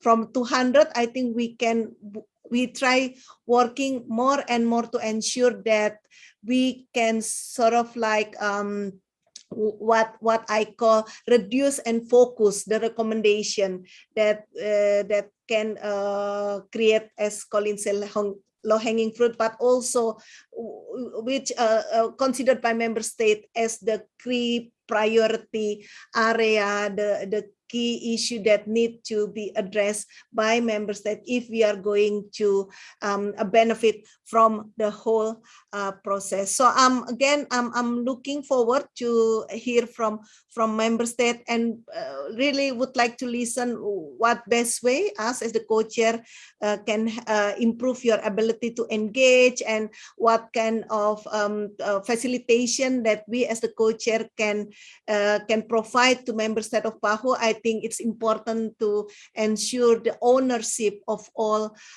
member state, especially member state from a region that is very active and very robust like PAHO, to engage in our work. I think that's it for me.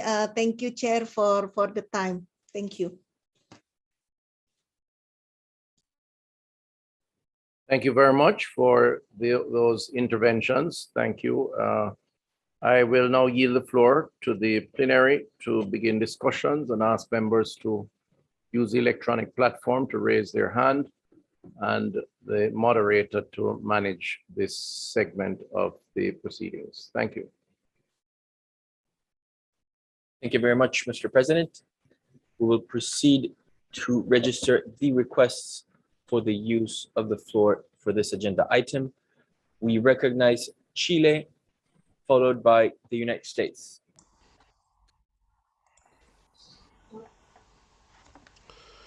Muchas gracias, señor presidente.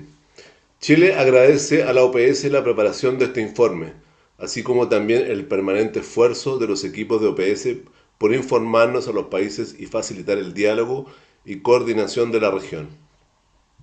Este informe da cuenta de un proceso de la más alta relevancia para el devenir de la arquitectura de la salud global. Conscientes de lo anterior, nuestro país es un activo partícipe de las deliberaciones respecto del fortalecimiento de la preparación y respuesta frente a emergencias sanitarias, y sigue con atención los debates del grupo de trabajo de los Estados miembros derivados de esta resolución. Compartimos lo indicado por el informe respecto a lo que está en juego en las discusiones de este grupo. Sus deliberaciones serán el componente principal para determinar el liderazgo, la gobernanza y los mecanismos de financiamiento de la OMS, así como el enfoque estratégico de la cooperación técnica. En ese sentido, quisiéramos informarles que Chile ha constituido un grupo especial de expertos del área de salud en el ánimo de asesorar y entregar elementos prácticos que aporten a la discusión que se lleva adelante en Ginebra. Este grupo lo constituyen expertos de las áreas jurídicas, epidemiología, de los equipos de gestión de riesgos y desastres en salud, incluyendo también profesionales del Centro de Enlace del Reglamento Sanitario Internacional en Chile y del área internacional. Esperamos que concurran a este debate de ideas otros países de la región y que todas las opiniones y experiencias nacionales contribuyan a que las futuras pandemias encuentren al mundo mejor preparado. Muchas gracias, señor presidente.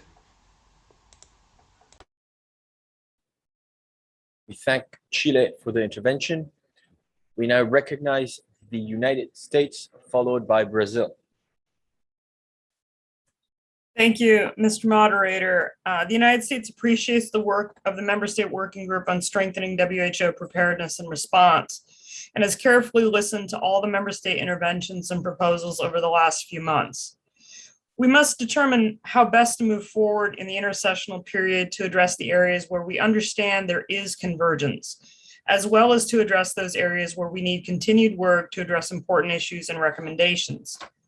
There appears to be convergence on WHO strengthening through improving member state engagement in governing bodies, especially the executive board.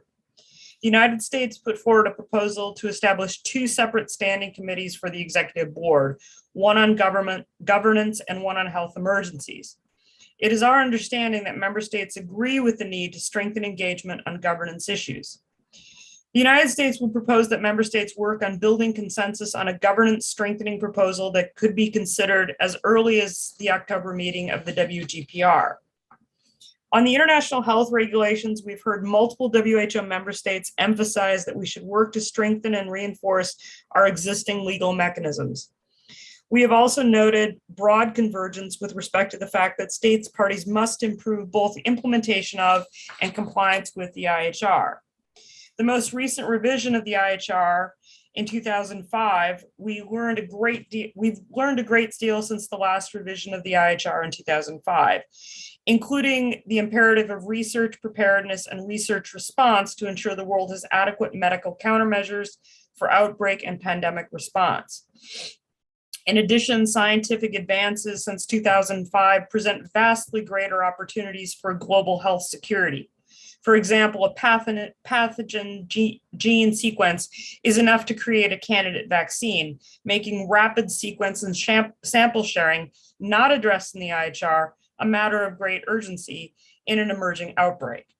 Another lesson we've learned for response is that good participatory practice and effective public communications are essential to ensure both accurate information and public trust during health emergencies. Public trust is critical to broad uptake of both pharmaceutical and non-pharmaceutical response interventions. The IHR, simply put, is an analog agreement in a digital world. The pandemic has highlighted the importance of IHR core capacities, and we understand the core capacities that underpin the IHR are difficult for some countries to implement due to lack of resources at a time when national governments are facing a pandemic. These resources are even more difficult to come by. In the interest of time, I have a longer statement that I will submit for the record. I would just note the goodwill of the United States in working to build consensus in the Americas, and we look forward to working with our fellow PAHO member states and WHO member states in building a strong, agile, effective, and authoritative WHO, and ask for your support as we move forward with this process. Thank you. We thank the United States for the intervention. We now yield the floor to Brazil, followed by Canada. Obrigada, senhor moderador.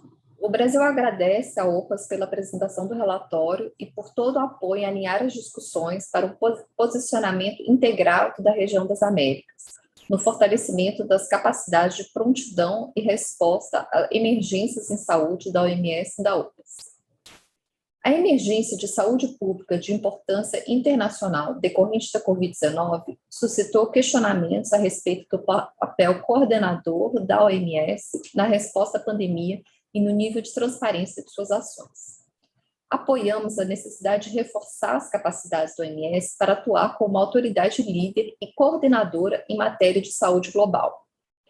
As discussões sobre o fortalecimento da OMS não devem resultar em ainda maior fragmentação da arquitetura da saúde global. A criação de novos órgãos e consequente sobreposição de mandatos poderá comprometer, em lugar de fortalecer, o preparo global em emergências de saúde. No âmbito das discussões em curso do grupo de trabalho, Ressaltamos a importância de as discussões se aterem aos ajustes necessários aos trabalhos da OMS em matéria de emergências em saúde, de modo a não abordar temas fora do escopo do seu mandato. Da mesma forma, é fundamental a promoção da interação adequada com o GT de financiamento sustentável, de modo a contribuir para a construção de um modelo compatível entre prioridades definidas, financiamento adequado e mobilização de recursos. Entendemos a posição de alguns Estados-membros pela adoção de novo instrumento internacional em matéria de pandemias, mas é preciso reconhecer que o Regulamento Sanitário Internacional constitui marco jurídico sólido, porém com inúmeros desafios em sua implementação. Por tal razão, entendemos que nosso foco deveria ser na promoção da cooperação internacional e não na criação de novos instrumentos. Defendemos que o RSI deve ser aprimorado de tal maneira que a implementação das capacidades básicas de prontidão e resposta às emergências em saúde pública sejam fortalecidas, por meio de capacitação que promovam mecanismos avançados de verificação, avaliação de risco, alerta e vigilância de agravos em saúde. Por outro lado, também cabe ao OMS papel relevante na promoção de condições estruturais para aumentar a capacidade produtiva e de inovação dos países, de modo a promover sustentabilidade tecnológica e econômica nos sistemas de saúde. Por fim, destacamos que uma das alternativas para se alcançar melhor prontidão e resposta a pandemias poderia se dar por meio do estabelecimento de sistema de revisão entre pares das capacidades básicas dos Estados-membros, com base universal e transparente e experiências compartilhadas. Por último, gostaria de recordar o contexto desafiador dos Estados-membros nas atividades do grupo de trabalho, em particular dos países em desenvolvimento com recursos humanos e financeiros limitados. Com a pandemia da Covid-19 ainda em andamento, os esforços dos agentes públicos devem estar concentrados no combate à pandemia. Registramos, portanto, as dificuldades do engajamento de quadros técnicos no processo negociador extenso e abrangente do GT. A informação de que as reuniões terão início em horário mais compatível com nossa região é bem-vinda. As discussões do GT exigem análise complexa e de cunho técnico. Devem ser conduzidas com cautela e atenção, de modo a respeitar os processos internos de cada país e garantir representatividade e legitimidade das decisões que venham a ser adotadas. Muito obrigada. We thank Brazil for the intervention. We recognize Canada, followed by Peru. Thank you very much, Mr. Moderator. Canada thanks the Secretariat for this report and for ensuring that it was a standalone item to be discussed at this Directing Council meeting.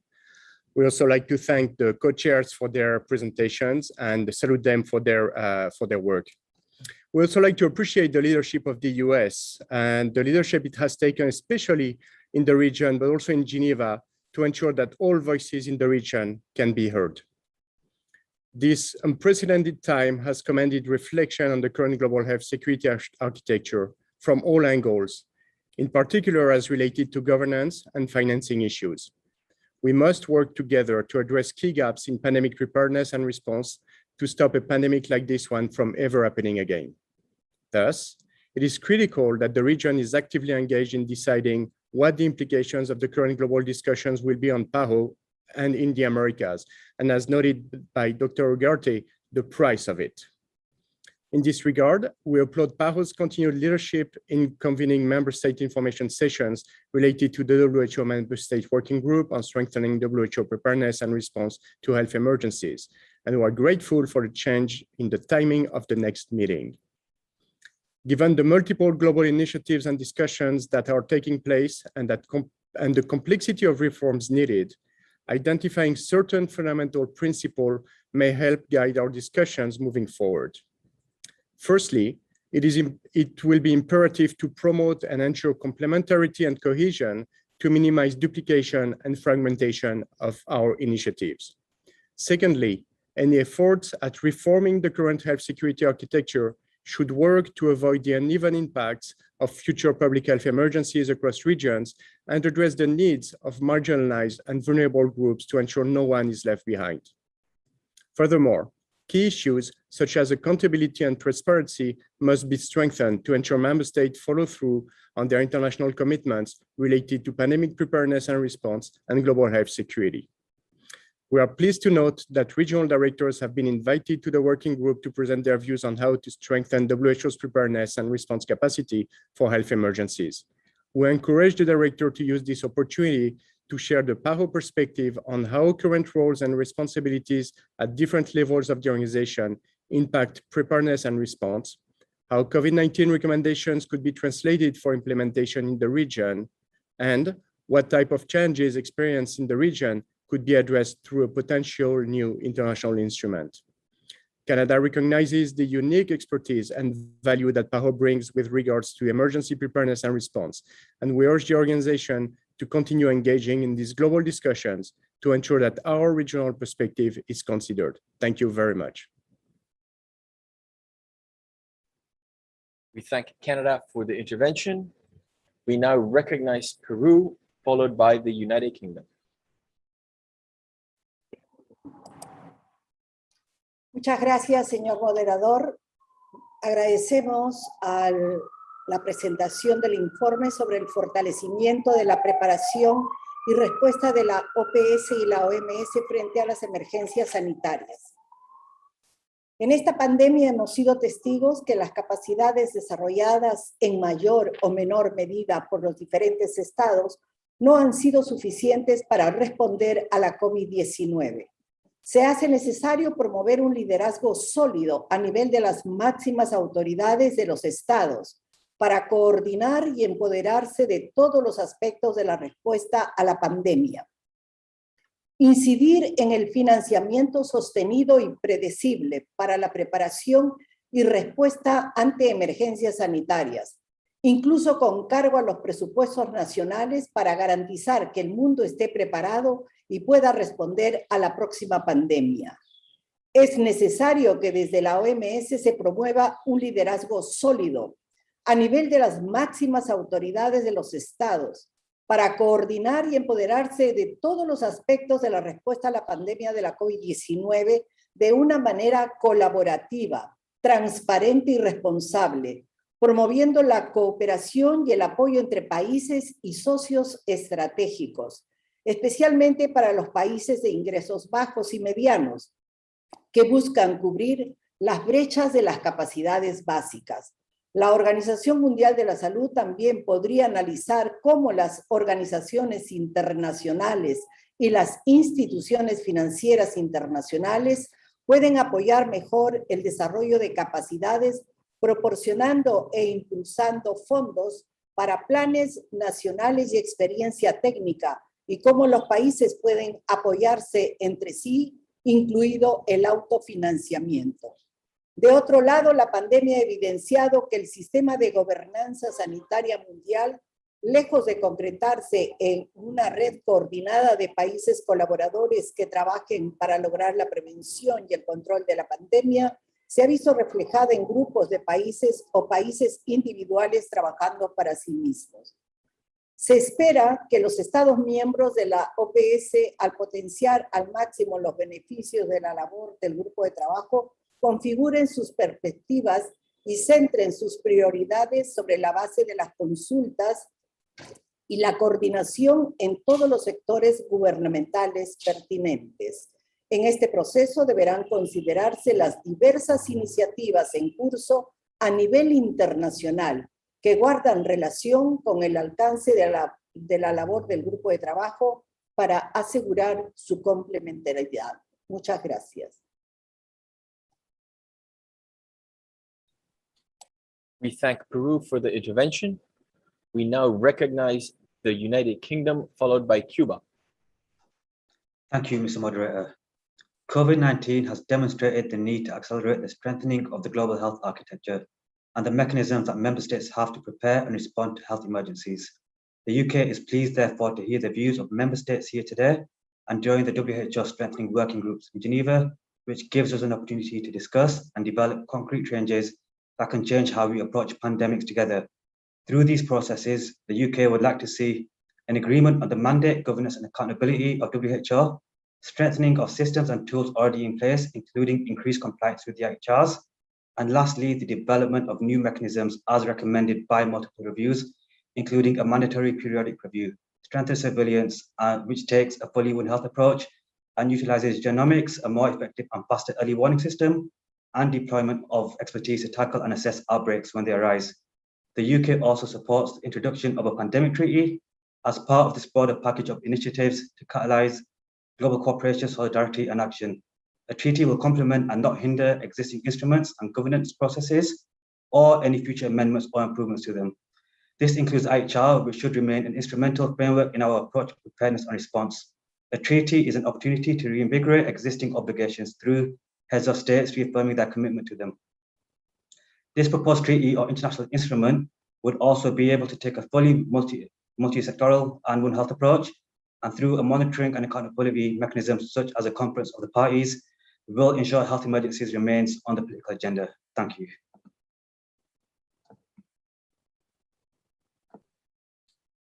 We thank the United Kingdom for the intervention. We now recognize Cuba, followed by Argentina. Muchas gracias, señor presidente, y agradecemos a los demás panelistas por las presentaciones realizadas. Consideramos que resulta muy importante el seguimiento y actualización que de forma periódica la Secretaría realiza sobre los avances del grupo de trabajo creado para estos efectos. Aunque todos estamos invitados a participar en sus reuniones, como ya se ha dicho, los horarios en que se realizan por la diferencia con Ginebra incide de forma negativa, pero esperamos que la solución dada para la próxima reunión nos ayude. La pandemia de COVID-19 ha puesto en crisis no solo a los sistemas sanitarios, sino a las diferentes agencias del sistema de Naciones Unidas, incluidas OMS y OPS, un reto y desafío que nos ha superado y nos lleva a replantear los mecanismos establecidos a nivel global para la prevención, preparación, vigilancia, respuesta y recuperación ante emergencias y desastres. Reconocer las limitaciones y buscar soluciones para perfeccionar nuestra labor es una actitud positiva. De hecho, la creación por la OMS de los diferentes grupos de trabajo y los comités independientes indica la voluntad de mejorar y fortalecer el trabajo, lo cual sin dudas repercutirá en su fortalecimiento. La OPS cuenta con disposiciones sobre preparación y respuesta ante emergencias que van más allá de la aplicación del Reglamento Sanitario Internacional. Dentro de estas, la respuesta institucional a las emergencias y desastres, el sistema de gestión de incidencias y la creación del Departamento de Emergencias de Salud con estrecha vinculación y colaboración a nivel regional, subregional y de país. Por supuesto que todo el trabajo realizado hasta el momento es perfectible y de hecho sería el propósito fundamental del grupo de trabajo. Coincidimos en la necesidad de socializar las propuestas que se realicen y establecer prioridades para la región que nos posibiliten llegar a una posición común sobre la base de nuestras realidades. Es básico definir si la adopción de nuevos instrumentos es la solución, o por el contrario, será la adecuación de los ya existentes buscando su mayor efectividad. Los elementos presentados hasta el momento no nos permiten arribar a una conclusión definitiva en este sentido. Se requieren aspectos más concretos que nos posibiliten evaluar las implicaciones que sobre los Estados miembros puedan tener las propuestas que se presenten, y sin que éstas limiten el ejercicio de derechos ante la OMS y OPS, la gestión de recursos humanos y financieros, ni la cooperación técnica vinculada a nuestras verdaderas necesidades. Debemos continuar intercambiando y debatiendo a profundidad sobre estos asuntos para estar en una mejor posición como región y cumplir de forma adecuada con el propósito de contar con una OMS y OPS más fortalecida, que respondan a nuestras verdaderas necesidades y prioridades. Muchas gracias. We thank Cuba for the intervention. We now recognize Argentina, followed by Honduras. Gracias, señor moderador. La Argentina toma nota del informe y agradece la labor del Grupo de Trabajo sobre el fortalecimiento y la participación de los países de la región en el proceso. Agradecemos además la consideración de los horarios de los países de las Américas en las próximas reuniones del Grupo de Trabajo. Nuestro país entiende que el proceso de reforma y fortalecimiento debe tener a la OMS como el centro de gobernanza de la salud global, con un rol coordinador de convocatoria y liderazgo. Reconocemos y agradecemos todas las propuestas remitidas en el marco de este proceso. Sin embargo, creemos que aún existe incertidumbre sobre los mandatos y un posible solapamiento de responsabilidades entre los distintos órganos propuestos. La Argentina se muestra dispuesta a debatir y considerar, con el tiempo suficiente, nuevas herramientas y estrategias que se presenten para fortalecer la preparación y respuesta a emergencias sanitarias sobre la base de la solidaridad y cooperación internacionales, incluida la posibilidad de un tratado sobre pandemias. En este sentido, el Reglamento Sanitario Internacional constituye un pilar clave para la preparación y respuesta sanitaria global, por lo que el énfasis debe dirigirse a asegurar su implementación y apoyar a los países en las acciones que permitan fortalecer sus capacidades, en lugar de desarrollar instrumentos adicionales de modo prematuro y sin un adecuado análisis. Asimismo, cabe tener presente que la pandemia no ha terminado y los esfuerzos de los países en este momento están abocados a abordar los desafíos que presenta y llevarla bajo control. La eventual adopción de un tratado internacional sobre pandemias requerirá la debida adecuación a los ordenamientos jurídicos nacionales, sumado a los tiempos necesarios para su proceso de ratificación, lo cual no constituye una medida de corto plazo para el fortalecimiento del sistema actual. Una medida de esta naturaleza, que implica adoptar nuevas obligaciones internacionales, requiere su debido análisis y debe ser el fruto del consenso entre todos los Estados miembros.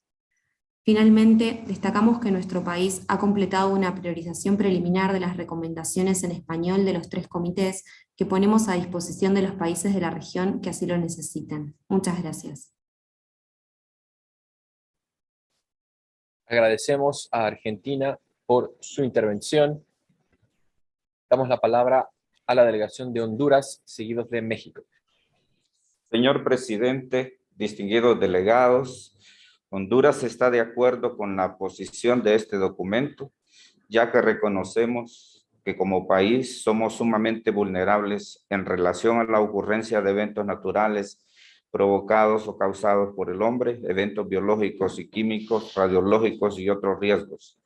Además de ser un país del centro del continente americano, lo que nos vuelve más susceptibles ante una serie de enfermedades internacionales.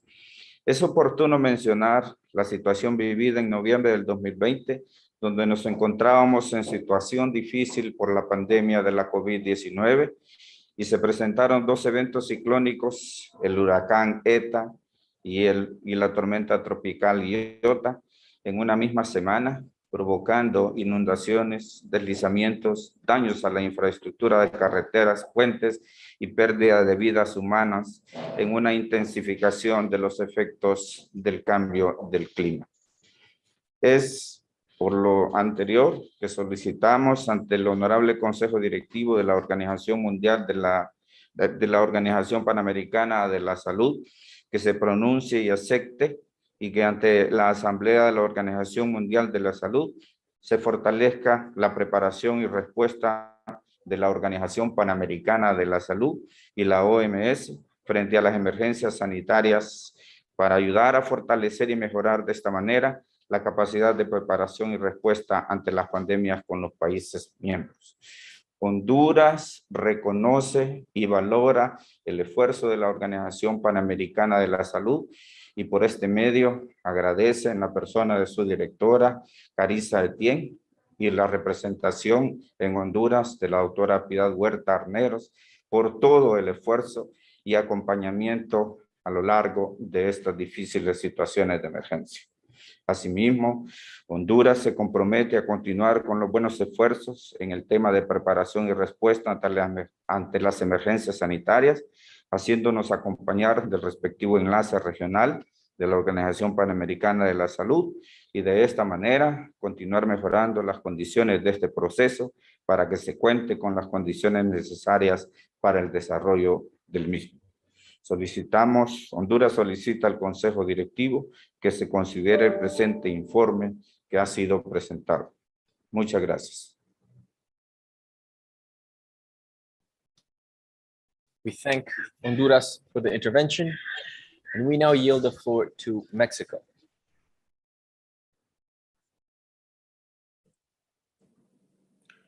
Muchas gracias, Señor moderador, señor presidente, la delegación de México agradece el informe y se suma a la reflexión de otras delegaciones sobre cuáles serían las ventajas o el valor añadido de contar con un nuevo instrumento internacional en materia de emergencias, así como para reflexionar sobre, en caso de que se acuerde dicho instrumento, cuáles serían los mecanismos que permitan su adecuado cumplimiento o un cumplimiento superior al que actualmente tiene el Reglamento Sanitario Internacional. El RSI pretendía ser implementado para mejorar las capacidades básicas de preparación y respuesta a eventos o emergencias de salud pública. Mismas capacidades básicas para todos los Estados miembros, sin equidad en la forma de implementación de dichas capacidades en la era pre-COVID. Ahora, en el contexto de la pandemia, nos damos cuenta de que las acciones implementadas por algunos Estados miembros no respetaron lo establecido en el reglamento. A modo de ejemplo, se presentaron medidas que contravenían el propio Reglamento Sanitario Internacional, que mostraron muy poca utilidad, como el cierre de fronteras durante la primera fase pandémica, el desarrollo de la primera ola, las solicitudes de pruebas o, de forma más reciente, la petición de una prueba de aplicación de vacuna anti-COVID, incluso cuando el Secretariado de la Organización Mundial de la Salud hizo un llamado a no imponer medidas unilaterales que no tengan sustento científico en su aplicación. Estas medidas desconocen la inequidad en la disponibilidad de las vacunas en el mundo, que hasta el momento han sido concentradas por algunos de los Estados miembros, afectando el libre tránsito de las personas y propiciando inclusive la discriminación de personas y países. Estas medidas incluso han llegado a afectar la disponibilidad de insumos básicos para la respuesta a la epidemia, tales como respiradores mecánicos, medicamentos anestésicos para la intubación correcta de las personas que así lo requieran para preservar su vida, o equipo de protección personal, entre otros. Por lo anterior, nuestra delegación quiere hacer un llamado a reflexionar si un nuevo instrumento internacional evitará estas situaciones discriminatorias, generará equidad, eficacia y efectividad en materia de preparación, respuesta y recuperación de los Estados miembros de nuestra organización ante futuras emergencias de salud pública.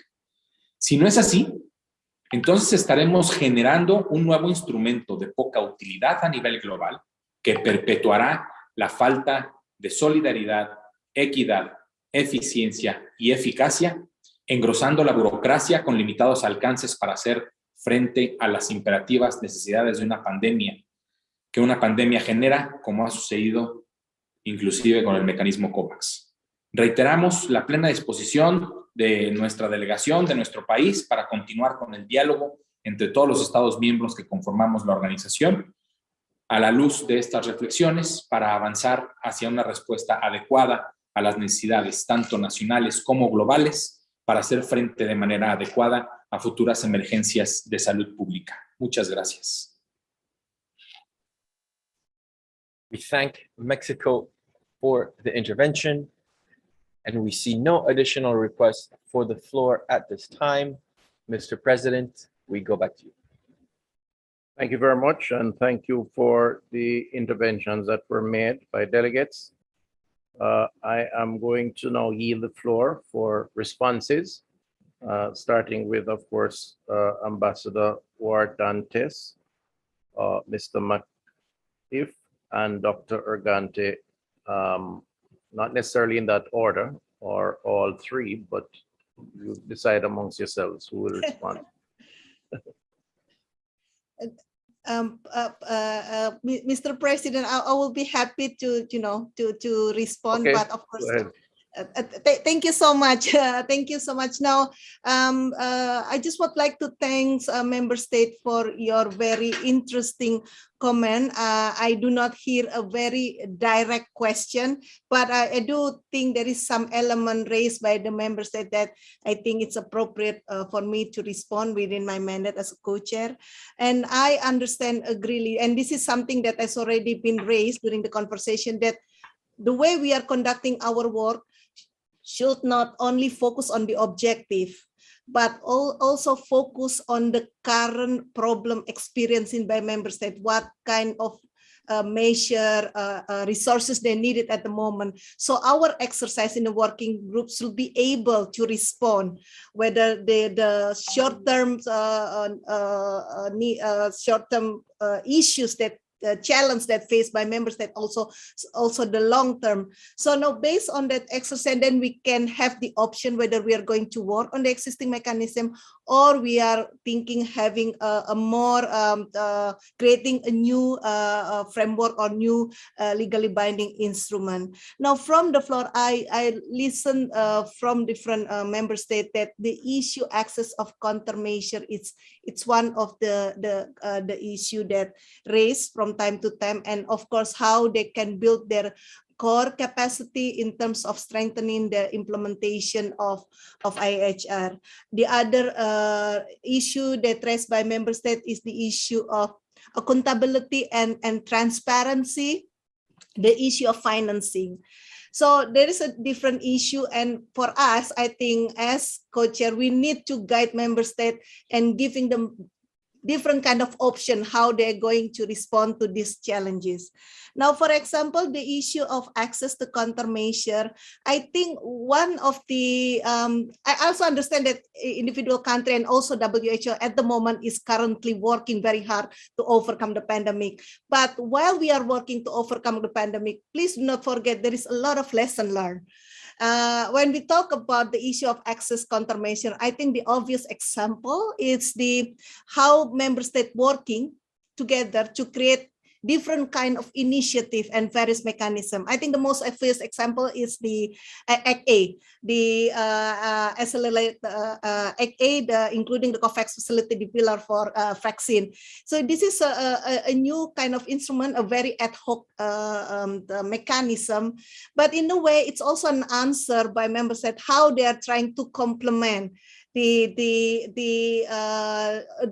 complement not inadequacy of IHR, to complement the gap when IHR are not being implemented correctly or not implemented adequately. So the question here, whether we are going to take this lesson learned of Act A becoming as part of our work to amend and adjust the IHR or any existing framework that WH, but whether this a good symbol of solidarity need to bring, we need to bring this to a higher level political commitment.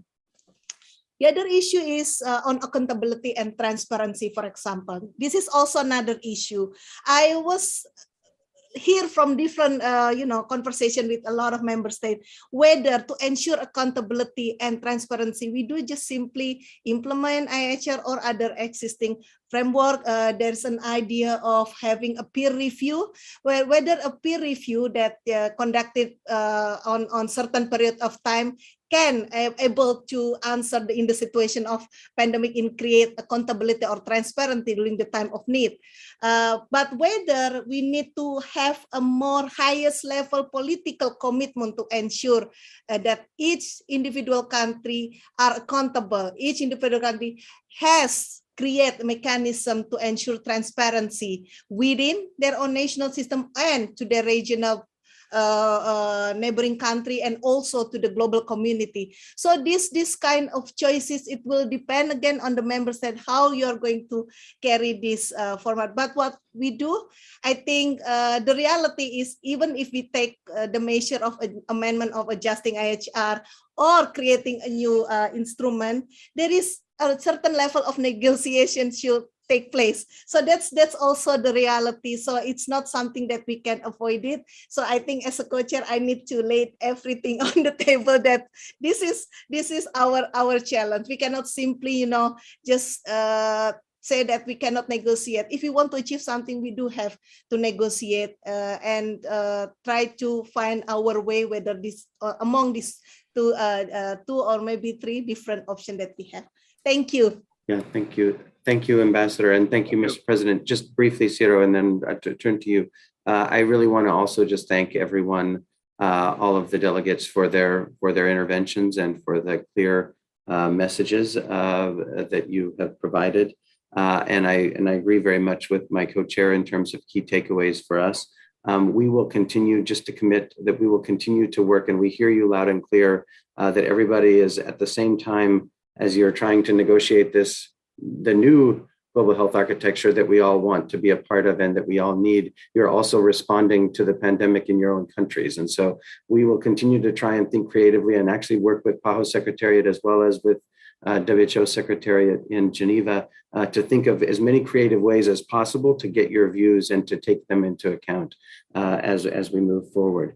But just a few additional thoughts from what I heard. I heard very clearly member states saying that we need to build on what we have and build from that foundation of what we have as we look to a potential new instrument, and what are the gaps that are not covered by what we have and can't be strengthened that could go into a new instrument or agreement, and if that's necessary. So I heard that very, very clearly, I think from many different delegations.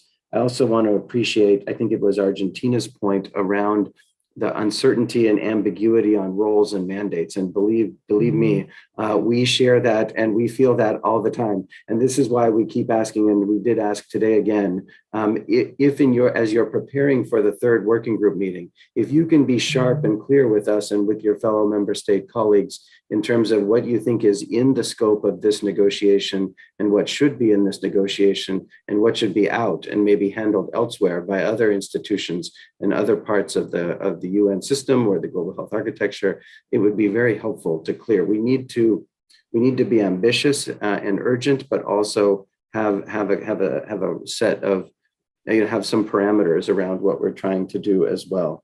And so we thank you for any clarity you can help on that.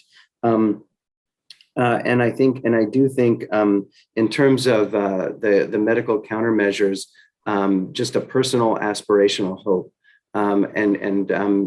Listening to you all today and to other discussions when we've spoken with other regional committees, as Ambassador Grata said, everyone is working very hard and coming up with creative ways as possible. Vaccine donations, COVAX, Act Day, these are incredible things that are moving forward. And actually, I think as someone from this region, I think we can be very proud as the Americas region for the role that PAHO is playing, not only for us in the region, but globally, because of the expertise and capacity that exists through things like the revolving fund for vaccines to help countries. So I think that's great.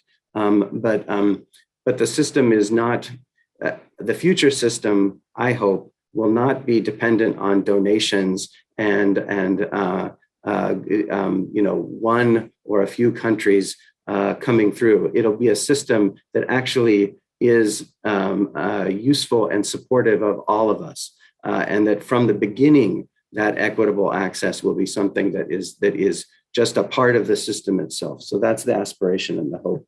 And very lastly, I want to thank Honduras for raising your national circumstance last year around not only the COVID response, but also the severe weather events, and just pointing out that as we're doing this work, we're focusing a lot on what's wrong with the COVID response, but that's always our problem, right? We get stuck in the narrow vision when we need to have a bigger vision as well. So looking at the IHR and health emergencies and how they can support multiple types of emergencies as well. I think that was a very important and insightful contribution. So I appreciate them very much for that. Thank you, Mr. President, and Ciro, over to you. Thank you so much, Mr. President, Ambassador Grata, colleague. I would like to thank Chile, United States, Brazil, Canada, Peru, UK, Cuba, Argentina, Honduras, Mexico, and many other countries that provided their support and their participation during the informal sessions that we had around this topic. And as we discuss, or as the working group on preparedness and response, discuss the considerations of developing WHO convention, agreement, or other international instrument on pandemic preparedness and response, the capacity and will of PAHO member states to set the priorities and advocate for them may have implications on several aspects. And Cuba mentioned some of them and several other countries as well, but I would like to highlight that these implications may be related to the exercise of the member states' rights and authority to strategically govern WHO, including sunsetting and or adopting decisions and resolutions. Also, to effective human and financial resources management of WHO and technical cooperation targeted to specific health needs of member states. The implications for the Pan American Sanitary Bureau may be related to the acknowledgement of its health leadership in the region of the Americas, as was stated by all member states, and its positioning on the overall WHO organizational structure.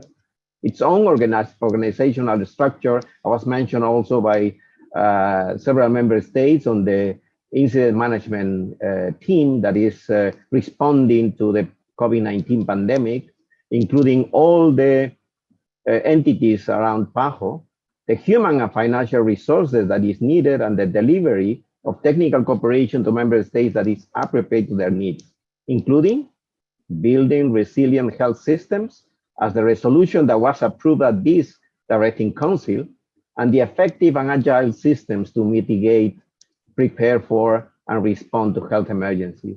So there is a very, very important task that all our member states must be aware of and also fully participate at these global level discussions, but there is too much at stake.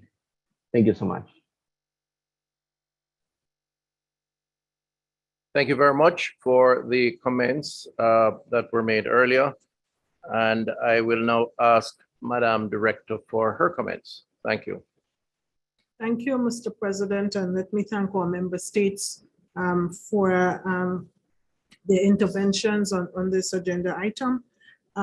We are at a juncture where we must continue to address and respond to the COVID-19 crisis, but at the same time, we must begin and decide how best to go forward. As Cyril mentioned, and I underscore a lot of what Cyril mentioned, the countries from this region have had structured programs for emergency mitigation, preparedness, response for 40 years. Very well established with the institutional arrangements that supports all of those stages. I would think that it is going to be extremely important for our member states who are participating in the global discussions to be well aware about some of the differences, learning from experience that this region has in its institutional arrangements, and to see how best you can bring some of those forward. In our institutional arrangements, we stress the sovereignty of member states. PAHO does not parachute into a country and then take over the authority of the national government and begin to operate. We have heard over and over again, this is not the first time, that WHO must be empowered to be able to go into countries and take over. And we have to be careful that this does not happen. I think it is important that we harness the lessons that have been learned in PAHO. And some of those, the country empowerment itself, the national authority empowerment for all of these stages. I think also the PAHO and the way it deals with empowerment of our country offices, and that's a continuous empowerment of country offices, of sub-regional offices, and at our regional level, and how the coordination is achieved across all of those levels. This sounds minute, but this makes a big difference between how you prepare and respond, and the agility with which you can act. Also important, the coordination, strong leadership and coordination from the regional level, and of course from the headquarters. but headquarters cannot take over the coordination role of the regional office. And the regional offices will have to be empowered to be able to support and discharge the responsibilities of WHO at the 3 levels. That is going to be extremely important that we look at this. And it is in the Secretariat in PAHO, it is an all of Secretariat response. This is very different from WHO. WHO has an emergency program that is not coordinated across the organization. So when an emergency occurs and they have to procure, then they must develop a procurement group within the emergency. In our case, we utilize the expertise that is already present. We build on that expertise. We ensure the institutional arrangements so we can ramp up and engage across the organization in responding to emergencies. And I think that's one of the strongest, those are some of the strongest lessons coming out of the 40-year experience in a region that deals frequently with emergencies. We are probably the region with the highest frequency of emergencies. I think going forward, as we look at the strengthening of WHO for emergencies, we need to look at the policy and legal frameworks. And I know that those analyses have been done, but our member states have to give voice to this. What are the policy and legal frameworks? How are the programs to be organized? The financing, and that's going to, and we've heard it, and how this working group's work relates to the Sustainable Finance Group, and we've heard that as well. We already have an arrangement, and I am not advocating for one or the other, but the international health regulations continue to be enforced. How do we strengthen WHO for its role in discharging its responsibility under the IHR? How do we empower WHO to address some of those gaps? But very importantly, what is the accountability and authority that we are going to rest in WHO so it can accomplish a lot of what we are asking them to do? And I think that's one of our big problems. So who is going to hold member states accountable? How is WHO going to enforce that accountability and to play out that role? That is also one of these issues. I think it's extremely important that we look at the role of member states. Member states have a role, and they are not playing that role sufficiently. And so what are the mechanisms that are going to be used? And certainly, how are we going to decide, is the IHR adequate? Do we need another mechanism? How this other mechanism is going to act with IHR, or are they going to act side by side? And will there be gaps that fall between those two? How are they going to be addressed?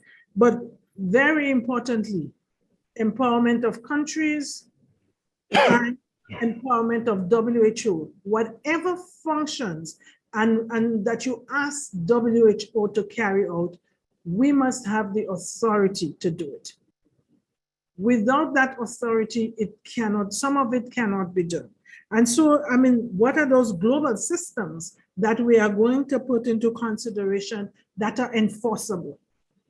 If they are not enforceable, any member states can decide, I am going rogue, I am not complying with any one of this. So there has to be some global mechanism that is going to ensure that we can enforce this. This is extremely serious, and I don't want to repeat what Cyril says, but certainly we need to make sure that the region's interest is taken into consideration, that the region's lessons, we have the best documented lessons learned over time. So you can take that from me, and so and Sarah too. And so what have we learned, and how that can be brought to bear on what we are discussing. And so this is serious. I know that we are fully engaged in COVID-19 response, but let me thank the co-chairs that you have made it possible for our member states to facilitate the participation of our member states in the working group meetings. At 6 a.m. in the morning, or 7 a.m. or 5 a.m. in the morning is much easier than 3 a.m. So thank you for that. And I do hope that our member states participate fully and make their voices heard. And thank you for all of what you've done. Thank you very much. Okay, let me thank Madam Director for her usual very important contribution, and clearly a lot of work has gone into this presentation, and the three leads on it have articulated very extensively its importance, and I certainly hope and I know that our delegates would have taken note of the points raised and the recommendations advanced. We are making very good progress, and I want to thank all for their cooperation as they contributed to the various sessions. We're now going to break for lunch. By way of announcement, however, I would like to say that the afternoon session, we intend to do 8.5, considering the proposed resolution providing adoption on that item. And then we depending on whether we have an agreed text based on the informal discussions around items 4.7, and I'm told that there is an agreed text, which means we'll place it back on the agenda for discussion and agreement, proposed resolution. We will therefore revisit that item.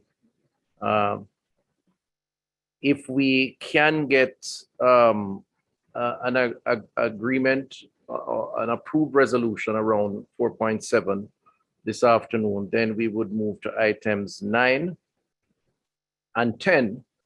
And this would conclude the council's session, the meeting. And that would be, I'm sure, something we look forward to have some extra time for some rest and relaxation, deservedly so. Otherwise, we will go into tomorrow, and if necessary, we're prepared to, because the business of the organization, the business of public health has to continue. It's necessary to do so. So let's see what happens this afternoon, but we will begin at 8.5 and then possibly proceed from there through to the end. Thank you very much. Have a good lunch, and we'll see you back at 2:30 p.m. Washington, D.C. time. Thank you.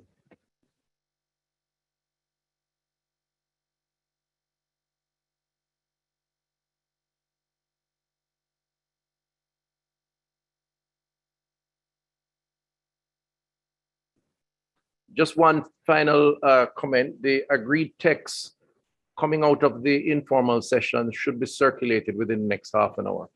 So delegates, please pay attention to that so you have a head start before we reconvene at 2:30.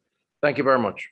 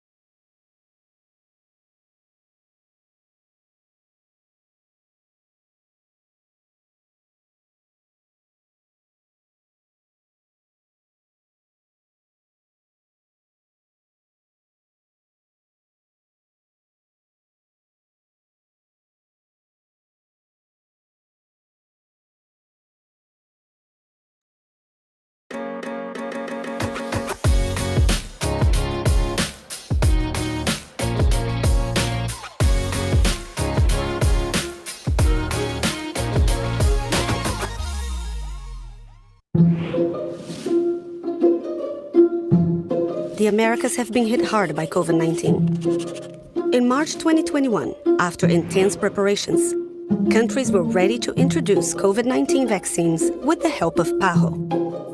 When the first vaccines from the COVAX facility became available, PAHO's revolving fund delivered them to the region. Here's what it took to get there. For decades, PAHO has worked with countries in the Americas to achieve their immunization goals with a lifelong approach and strong adult immunization services, making it the first region in the world to eradicate smallpox, be declared polio-free, and eliminate other vaccine-preventable diseases like rubella. PAHO helped to analyze and review vaccination plans and consolidate demand to allow all countries to purchase vaccines at affordable prices. Throughout the COVID-19 pandemic, PAHO has supported COVAX, aiming for equitable access to COVID-19 vaccine doses in the Americas. Because we are not safe until everyone is safe. Hello, world. My name is Mia, and I am the first digital worker in the Pan American Health Organization. I am a proud procurement technician. I have been looking forward to working at PAHO. I started my job on Monday, March 29th, 2021. On my first day of work, I supported buyers by processing the repetitive parts of purchase orders for strategic products, including COVID-19 vaccines, under the COVAX Initiative for the Americas. I'm available 24 hours a day, 7 days a week. I am happy to contribute to the rapid purchase of vaccines for all the countries in the region. I look forward to working with you. Thank you very much.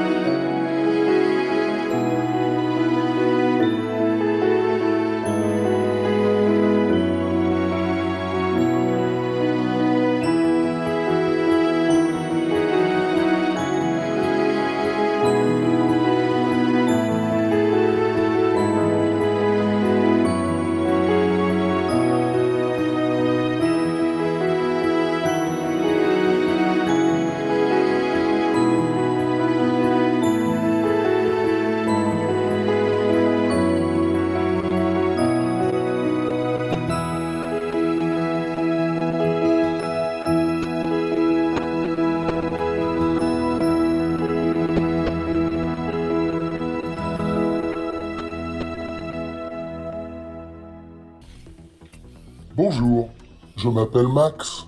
Je suis un technicien logistique virtuel pour le département de la gestion des achats et des approvisionnements de l'OPS Pro. Mon rôle est de traiter les commandes des fournitures et des vaccins relatives à Covid-19. Aider à automatiser les achats soulage mes collègues humains Ceci leur permet de se concentrer sur d'autres tâches essentielles contribuant à la riposte mondiale à la pandémie. Je peux numériser les informations, traiter les informations d'expédition, remplir les formulaires d'expédition et suivre les numéros d'expédition, les vols, les transports, les transporteurs, le nombre total d'expéditions et plus encore. Je suis disponible 24 heures sur 24 et 365 jours par an, car les envois peuvent arriver dans les pays, n'importe quel jour ou à n'importe quelle heure. Merci Paro de m'avoir intégré à l'équipe.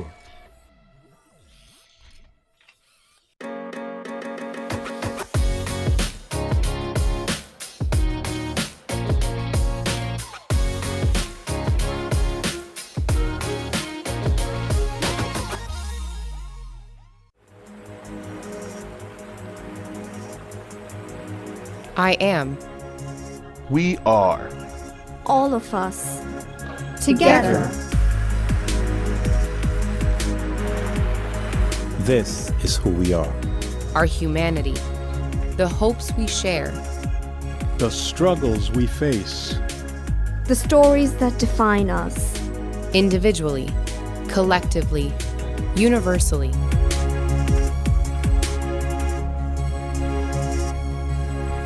Every person. Family. Community. We are happier when we have each other. Healthier when we stand together. Every one of us matters. No one should be left behind. We all have the same fundamental right To health and happiness. To the care we need. wherever we live. Whatever we have or do not have. Regardless of age, Race, language, culture, or circumstance.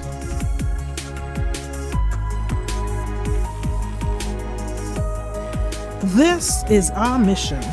We stand together with all people in every community, every country, throughout the hemisphere.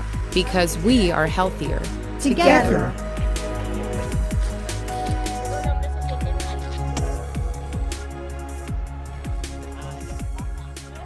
We are the Pan American Health Organization, working for health for everyone, everywhere.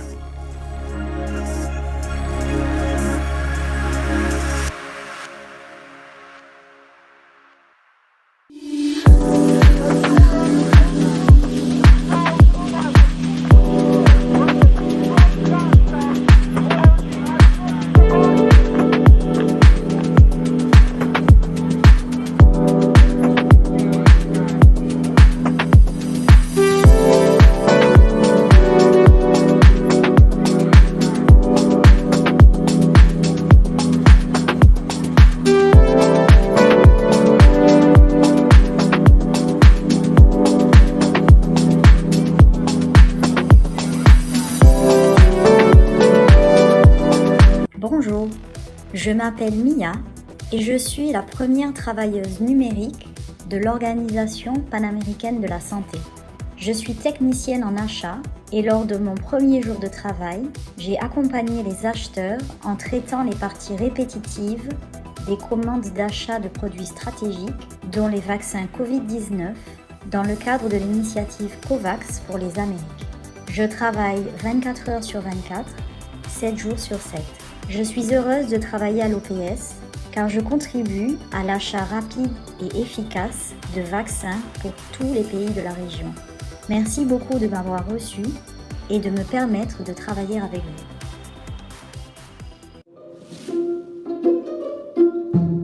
The Americas have been hit hard by COVID-19. In March 2021, after intense preparations, countries were ready to introduce COVID-19 vaccines with the help of PAHO. When the first vaccines from the COVAX facility became available, PAHO's revolving fund delivered them to the region. Here's what it took to get there.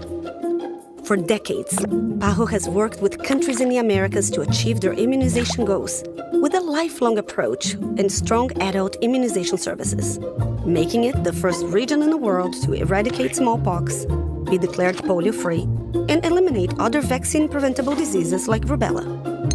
PAHO helped to analyze and review vaccination plans, and consolidate demand to allow all countries to purchase vaccines at affordable prices. Throughout the COVID-19 pandemic, PAHO has supported COVAX, aiming for equitable access to COVID-19 vaccine doses in the Americas. Because we are not safe until everyone is safe. Hola, soy Max, un técnico de logística virtual para el Departamento de Gestión de Adquisiciones y Suministros de la OPS. Mi función es procesar los pedidos relacionados con los suministros y las vacunas contra la COVID-19. Ayudar a automatizar las adquisiciones les quita una carga a mis colegas humanos, permitiéndoles enfocarse en otras tareas esenciales. Yo puedo digitalizar información, procesar la información de envíos, rellenar formularios de envío y rastrear números de envíos, vuelos, transportistas, número total de envíos y más. También puedo crear archivos de envío avanzados, cargar documentos de envío y completar la información del lote en las órdenes de compra. Estoy disponible las 24 horas, los 365 días del año, ya que los envíos pueden llegar a países en cualquier momento. Gracias OPS por hacerme parte del equipo.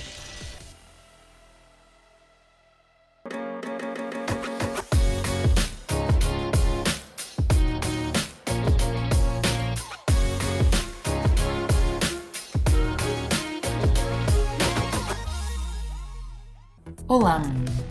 Meu nome é Mia e sou a primeira trabalhadora digital da Organização Pan-Americana da Saúde.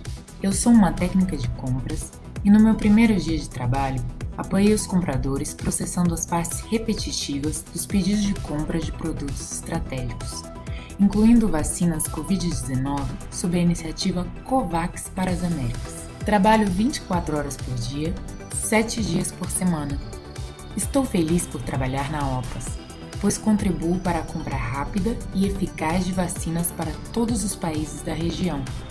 Muito obrigada por me receber e por me permitir trabalhar com você.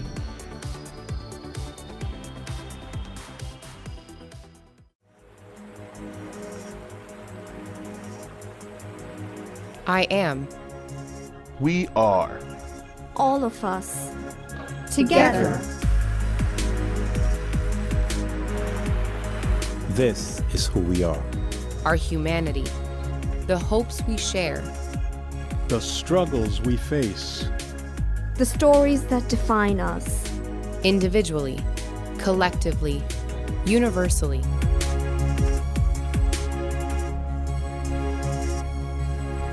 Every person. Family. Community. We are happier when we have each other. Healthier when we stand together. Every one of us matters. No one should be left behind. We all have the same fundamental right To health and happiness. To the care we need. wherever we live. Whatever we have or do not have. Regardless of age, Race, Language. Culture or circumstance.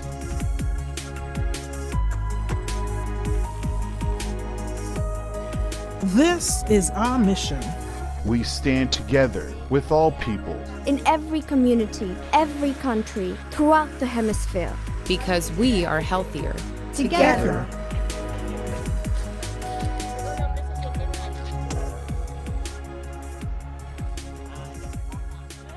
We are the Pan American Health Organization, working for health for everyone, everywhere.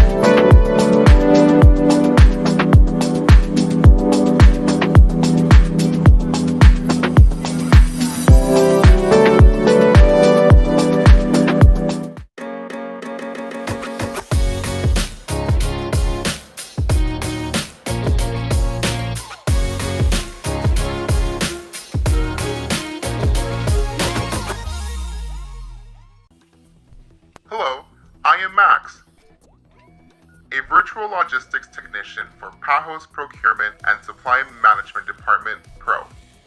My role is to process orders relating to COVID-19 supplies and vaccines. Helping automate procurement takes a load off my human colleagues, enabling them to focus on other essential tasks contributing to the global pandemic response. I can digitize information, process shipping information, fill out shipping forms, and track shipping numbers, flights, carriers, total number of shipments, and more. I can also create advanced shipping notices, upload shipping documents, and fill out the batch information in purchase orders. I am available 24 hours a day and 365 days of the year, since shipments can arrive in countries at any day or time. Thank you, PAHO, for having me.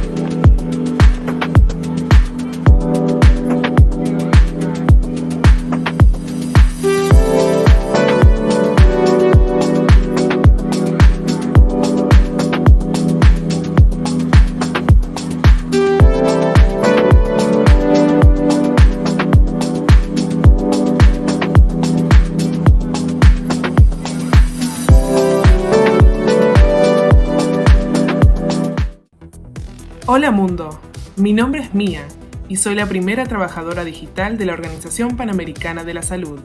Soy técnica de adquisiciones y en mi primer día de trabajo apoyé a los compradores procesando las partes repetitivas de las órdenes de compra de productos estratégicos, incluidas las vacunas COVID-19, bajo la iniciativa COVAX para las Américas.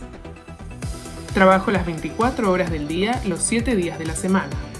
Estoy feliz de trabajar en la OPS, ya que contribuyo a la compra rápida y efectiva de vacunas para todos los países de la región. Muchísimas gracias por recibirme y por permitirme trabajar con ustedes.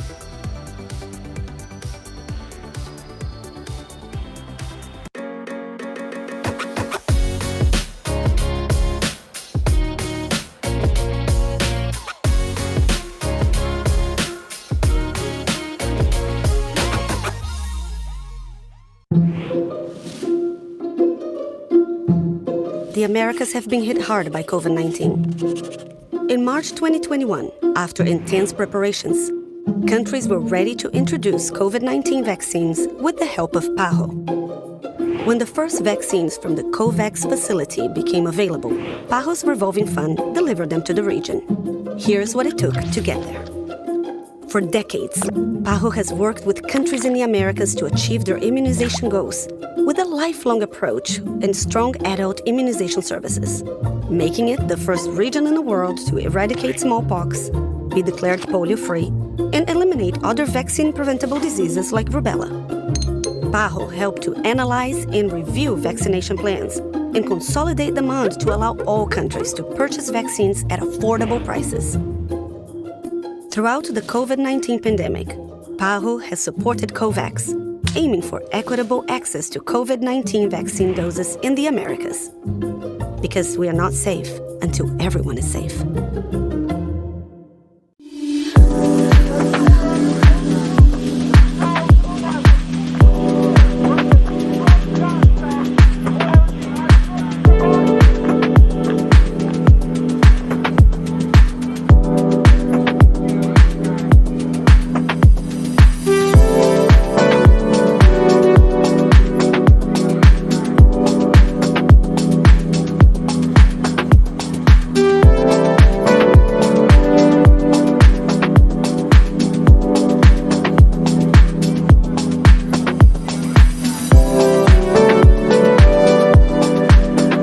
Olá, eu sou o Max.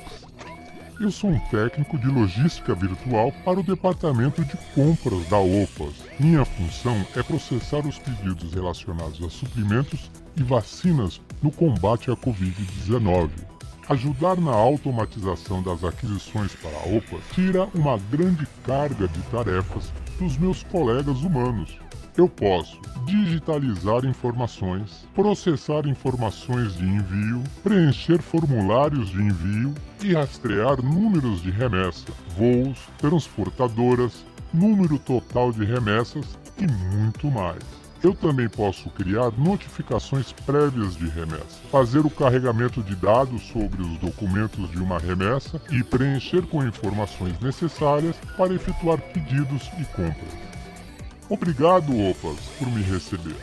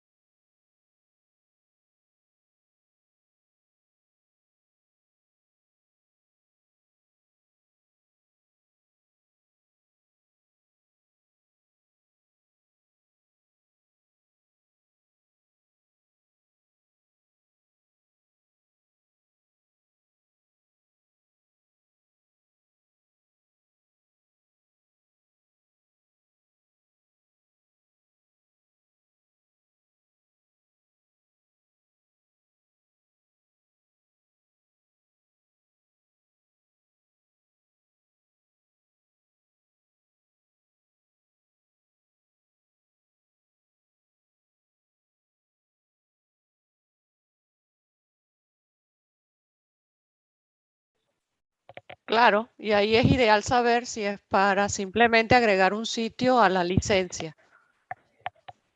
Yo, porque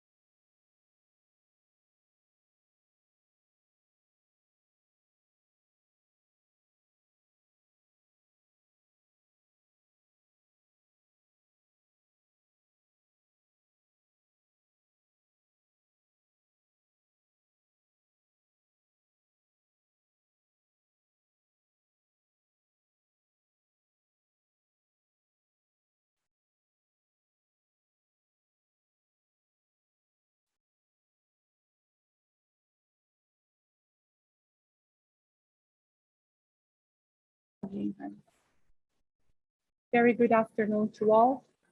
You are connected to the 59th Directing Council of the Pan American Health Organization, 73rd Regional Committee for the Americas of the World Health Organization. President, I am glad to inform that we do have quorum to start the afternoon meeting. You have the floor, President. Okay, thank you very much. I trust that we all had a good lunch, and we are now ready to proceed with items 8.5. I understand that we do have a text on the resolution 4.7, where informal discussions have been taking place. So we will go to that next, and hopefully we can reach an agreement. If not, we will do what is necessary to get to that agreement, whether today or tomorrow. Okay, so we will move now to items 8.5, implementation of the international health regulations. And I would like to bring document CD 59 INF 5 to the attention of the council and invite the representative of the executive committee to report on the item. Muchas gracias, presidente. Tras examinar una versión anterior del informe sobre el punto, el Comité Ejecutivo reconoció la importancia vital y el carácter vinculante del Reglamento Sanitario Internacional y varios delegados reafirmaron el compromiso de sus países con su aplicación. Se elogiaron los esfuerzos de la OPS y los Estados miembros para cumplir con los requisitos básicos en materia de capacidad y compartir información de salud pública. We are still not hearing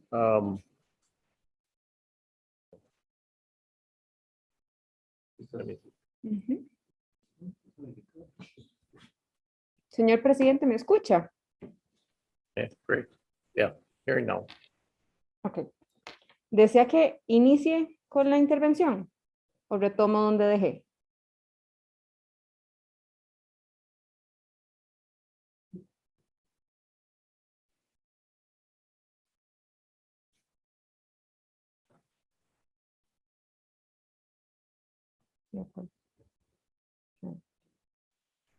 No. Oh, I see. Okay. Señor presidente, voy a iniciar de nuevo en virtud de los problemas de comunicación.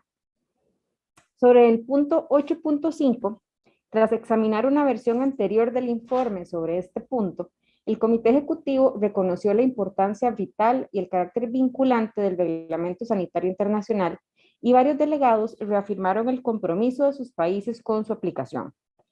Se elogiaron los esfuerzos de la OPS y los Estados miembros para cumplir con los requisitos básicos en materia de capacidad y compartir información de salud pública. No obstante, se observó con preocupación la baja tasa de presentación de informes anuales por parte de los estados parte de la región, así como las diferencias y las importantes lagunas en la aplicación del reglamento en toda la región. Los delegados coincidieron en la necesidad de evaluar la respuesta a la pandemia de COVID-19. También se consideró necesario fortalecer el reglamento para garantizar que el mundo estuviera mejor preparado para detectar y responder a futuras pandemias y otras emergencias sanitarias.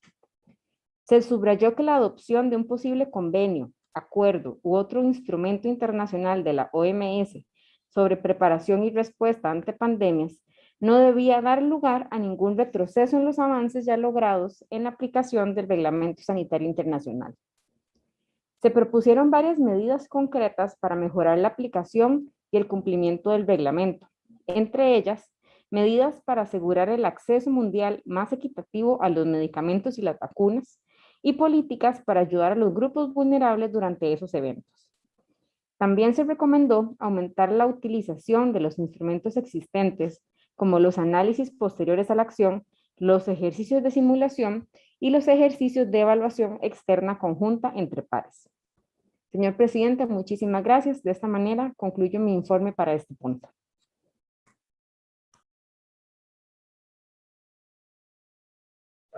I now yield the floor to Dr. Ugarte, Director of the Department of Health Emergencies, for his comments. Thank you, Mr. President, Madam Director, distinguished delegates, colleagues.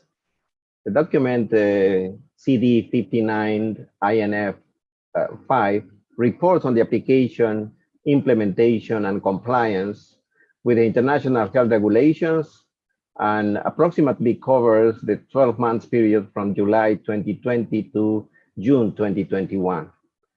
This document can be better contextualized considering the agenda items 8.1 and 8.4, update on COVID-19 in the region of the Americas and report on strengthening PAHO and WHO preparedness for and response to health emergencies. This report provides an account on three key areas: acute public health events, core capacities of state parties, administrative requirements and governance, as well as this report also has considerations on actions necessary to improve the situation. With respect to acute public health events, excluding those related to COVID-19, 73 events were assessed in the Americas for the international public health implications during this period.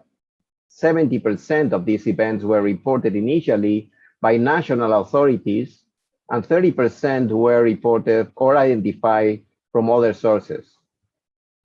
During this, just as a comparison, during the same period over the previous 12 months, national authorities were the initial source of information of 59% of them. So there is an increase on the reporting from the member states directly as the initial report of those events.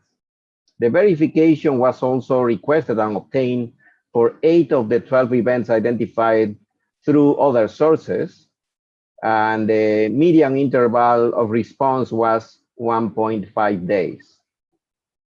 With respect to the core capacities of the state parties in 2021, 29 of the 35 states parties in the region of the Americas submitted their IHR annual report to the 74th World Health Assembly. That implies that 6 countries from our region did not comply with this obligation. 9 state parties have consistently submitted the IHR annual reports to the World Health Assembly each year. Those are Canada, Colombia, Costa Rica, Ecuador, Guyana, Honduras, Jamaica, Mexico, and the United States of America. The status of the core capacities across the regions remains heterogeneous, with the highest scores for all 3 capacities observed for North America and the lowest scores for 10 capacities observed in the Caribbean. Just to note that for all core capacities, except for health services provision, and I would like to emphasize health services provision, all other core capacities score above the global averages. The COVID-19 pandemic has reinitiated the debate surrounding the objectives of each of the 4 components and related tools to the IHR monitoring and evaluation framework, given that the state parties with higher scores have performed less successfully in responding to the COVID-19 pandemic. With respect to the administrative requirements and governance, the report includes details of the national focal points, the ports, the IHR roster of experts, and a survey on updating the WHO travel and health webpage. I would like to give some information on the IHR roster of experts. Only 46 of the 422 professionals in the IHR roster of experts are from the Americas, including only 11 designated by their respective states parties.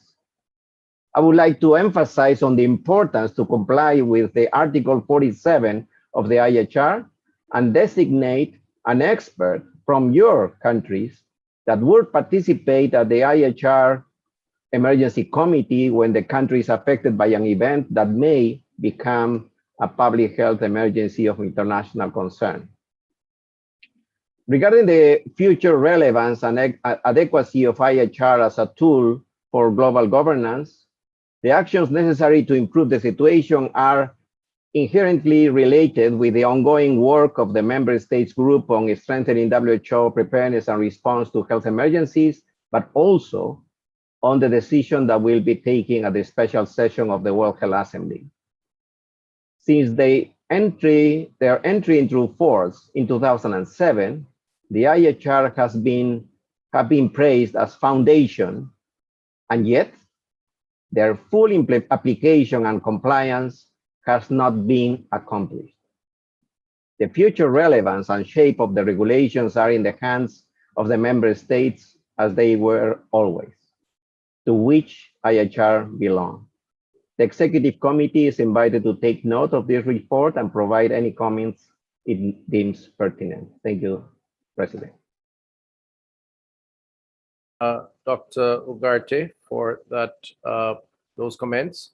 I now yield the floor to the plenary for discussion. Please show your hands through the electronic platform, and our moderator will manage this segment of the proceeding.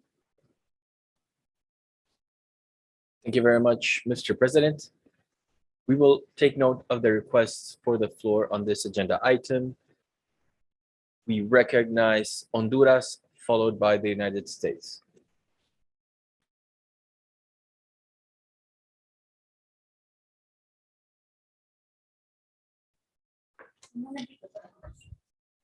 Buenas tardes, muchas gracias, señor presidente. Honduras toma nota del informe emitido por el 58 Consejo Directivo de la Organización Panamericana de la Salud en la 73 sesión del Comité 73 sesión del Comité Regional de la OMS para las Américas sobre la aplicación del Reglamento Sanitario Internacional. Este documento de informe destaca que desde su aprobación en el año 2005 se constituye en el marco jurídico y estratégico internacional que, entre otras cosas, define las capacidades básicas a nivel nacional, incluso en los puntos de entrada a los países para el manejo de eventos agudos de salud pública que tengan o puedan tener importancia nacional o internacional, así como los procedimientos administrativos conexos, en donde la Organización Panamericana de la Salud actúa como punto de contacto de la OMS. En la región de las Américas facilita el manejo de los eventos de salud pública por los canales de comunicación establecidos con los Centros Nacionales de Enlace para el Reglamento Sanitario Internacional. Lo anterior ha permitido poner en marcha una plataforma segura en línea con 23 de los 35 estados parte de la región, a través de la cual se analizan eventos agudos de salud pública que no guardan relación con la pandemia COVID y énfasis en aquellos que guardan una relación directa con la misma, y en aquellos eventos de origen vacunal como la poliomielitis, ya sea por poliovirus circulante y poliovirus salvaje, que siguen constituyendo una emergencia de salud pública de importancia internacional. En el año 2021, en la región de las Américas, se observa un incremento en la implementación de las 13 capacidades básicas y destaca la implementación y cumplimiento del reglamento sanitario y la posibilidad de realizar revisiones para el fortalecimiento de la preparación y respuesta de la misma, que podría significar mayor apoyo para los países miembros de menos recursos para su implementación y establece la relevancia del mismo en la respuesta a eventos de salud de importancia internacional como el que enfrentamos a nivel mundial en la actualidad con la pandemia por el COVID-19. Lo anterior destaca la necesidad de contar con la cooperación técnica y financiera de la OPS, PLECA, OMS, para fortalecer la capacidad de respuesta de los países ante cualquier evento de emergencia de salud pública y avanzar hacia la instauración de las 13 capacidades básicas del reglamento. Solicitamos, por tanto, al Pleno del Consejo Directivo tomar nota del presente informe de aplicación del Reglamento Sanitario Internacional. Muchas gracias, señor presidente. We thank Honduras for the intervention. We recognize the United States, followed by Canada. Thank you, Mr. President. The United States commends PAHO for its efforts to support member states in implementing and complying with their obligations pursuant to the international health regulations. As we face the many challenges of COVID-19 pandemic and response, we appreciate the Secretariat's efforts to support member states in building long-term health security to more effectively prevent, detect, respond to, and recover from public health events of national, regional, and international significance. The report highlights that steady progress is being made by member states in the Americas region to implement the core capacity requirements of the IHR. We commend member states in PAHO for their commitment and hard work to achieve this progress. Yet progress toward full IHR implementation and compliance is not uniform across our region. And the COVID-19 pandemic revealed significant gaps in the implementation and compliance of the IHR that must be addressed. Even as we battle COVID-19, we must redouble our efforts to implement and comply with the IHR obligations completely and without delay for the benefit of all member states.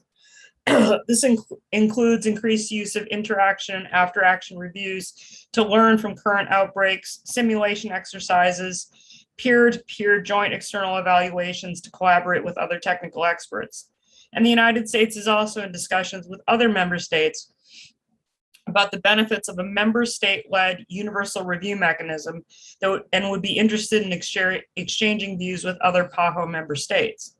The United States shared specific proposals on targeted amendments to the IHR 2005 with PAHO member states.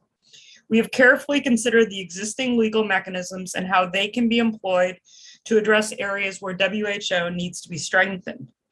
It appears that some of the important issues proposed in the most recent meeting of the Working Group on Strengthening, such as access to and expert assistance for outbreak areas, travel and trade, clear guidance regarding a public health emergency of international concern, and improved cooperation, are best addressed through targeted amendments to the IHR.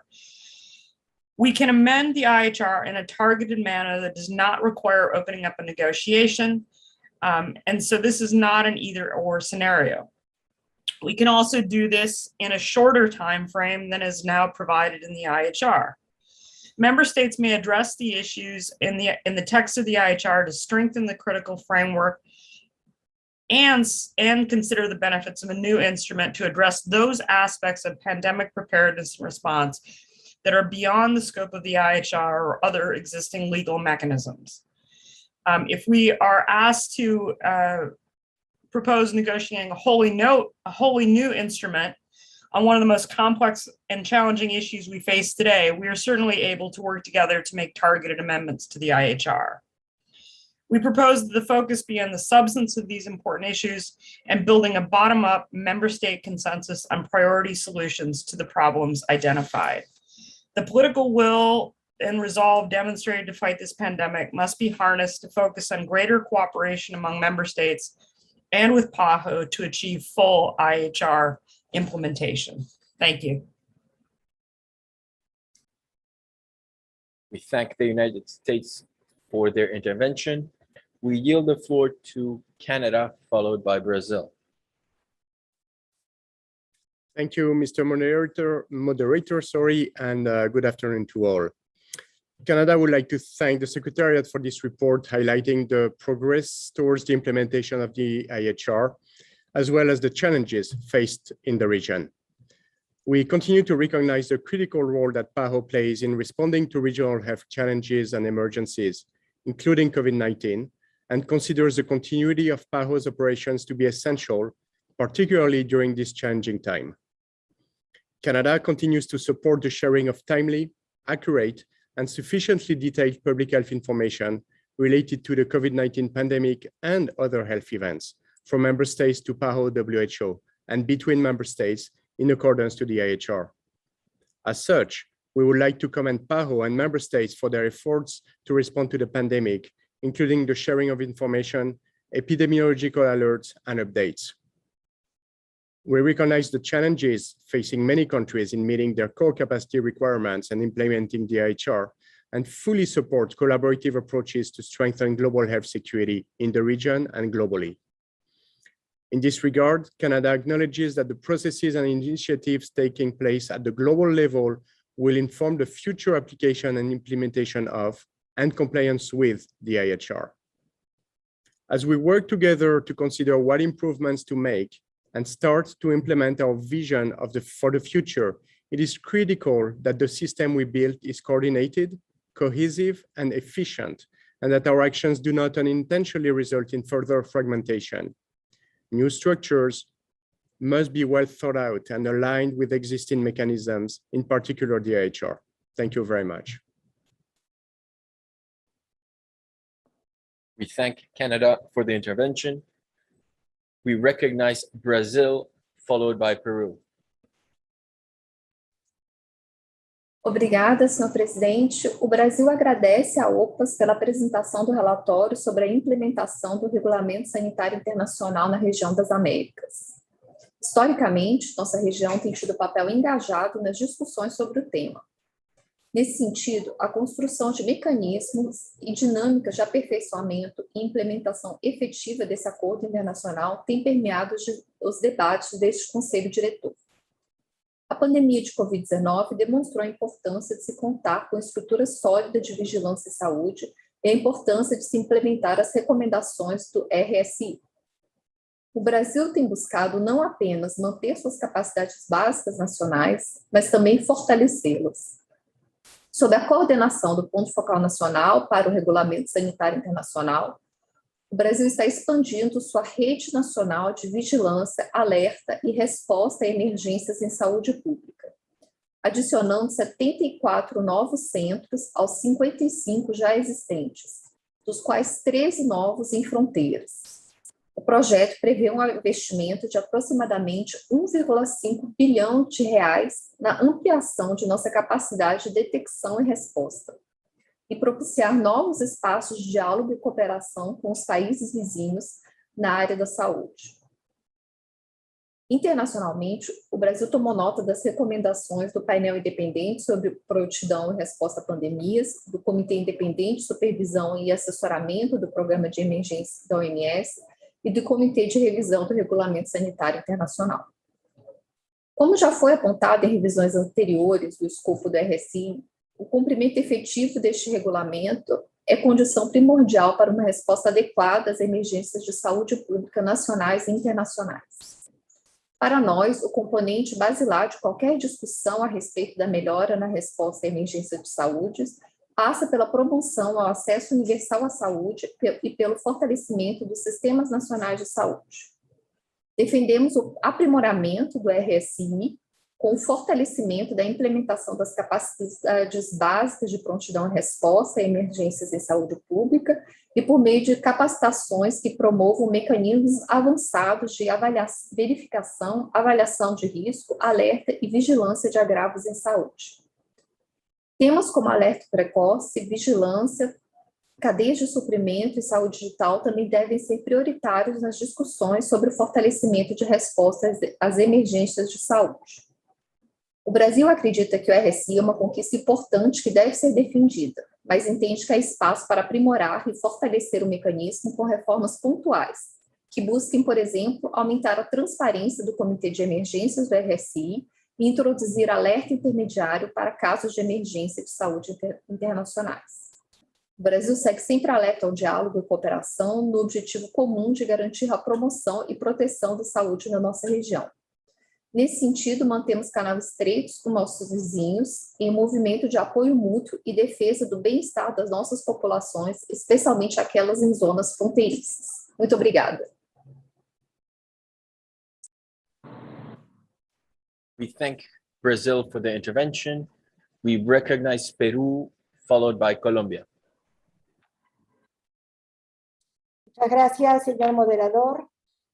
Perú agradece el documento de la Organización Panamericana de la Salud, aplicación del Reglamento Sanitario Internacional, con sus 3 puntos centrados: eventos agudos de salud pública, capacidades básicas de los estados partes, requisitos administrativos y gobernanza. Los estados partes de la Organización Mundial de la Salud están legalmente obligados a adoptar el reglamento No hay sanción por incumplimiento, lo cual retardó la preparación y respuesta a la pandemia a nivel nacional e internacional.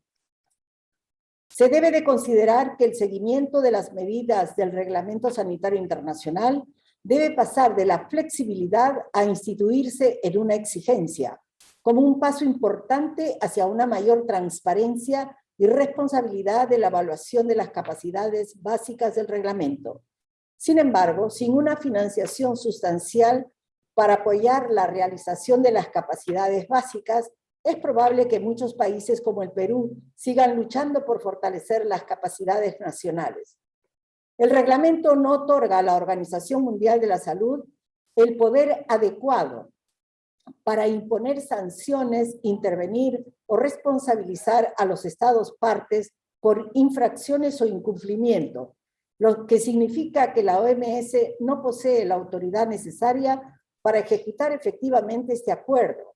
Además, según el reglamento, la organización no tiene suficientes recursos, autodeterminación política o capacidad para evitar que las naciones ignoren su orientación técnica.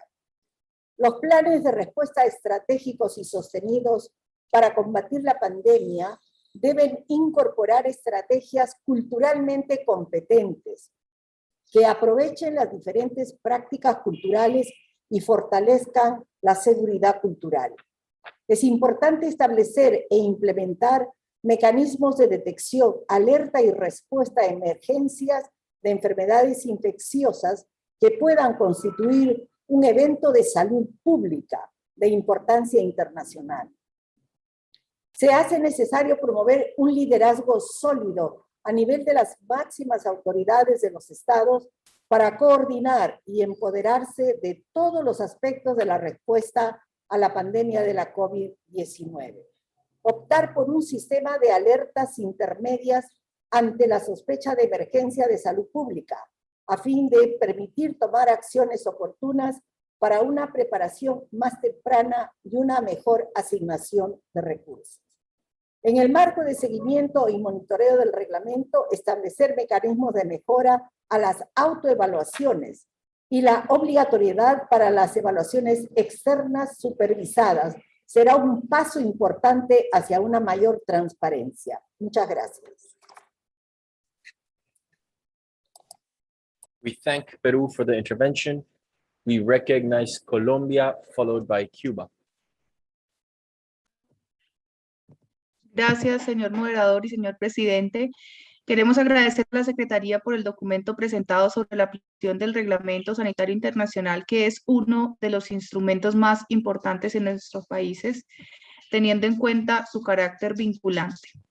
Colombia resalta la relevancia de la efectiva aplicación e implementación del Reglamento Sanitario Internacional con el propósito de fortalecer la respuesta de nuestros sistemas de salud ante los posibles brotes que se presenten a nivel global.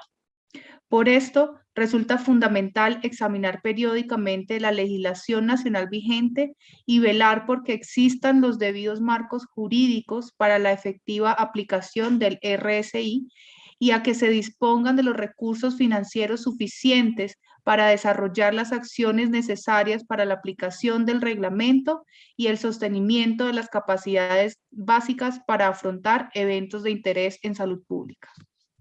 Es fundamental que a nivel regional los países mantengan sus capacidades básicas de vigilancia y respuesta en salud, por lo que hacemos un llamado a los países a renovar su compromiso con la implementación del RSI y a la OPS para garantizar su constante asistencia técnica en este proceso, en especial en materia de mejora y capacitación constante para los Estados miembros con el propósito de compartir experiencias relevantes en su implementación.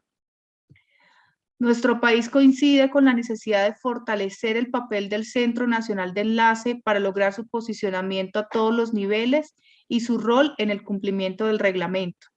En este sentido, es importante que también se promuevan las funciones fundamentales, tales como la participación en la evaluación de riesgos, los enlaces con las autoridades pertinentes a propósito de los puntos de entrada, la coordinación en el análisis de los eventos y los riesgos para la salud pública y velar por que se evalúe la capacidad de vigilancia, respuesta e identificar los aspectos que hay que mejorar o ampliar a escala nacional. De igual manera, es necesario fortalecer la solidaridad y la cooperación política, técnica y científica entre los países, así como contar con el apoyo de la OPS para lograr acercamientos con otras regiones para conocer, por ejemplo, la experiencia de la región de Europa con el Centro de Inteligencia para Pandemias y Epidemias, implementado con la colaboración de Alemania, y adoptar este tipo de experiencias para la región de las Américas.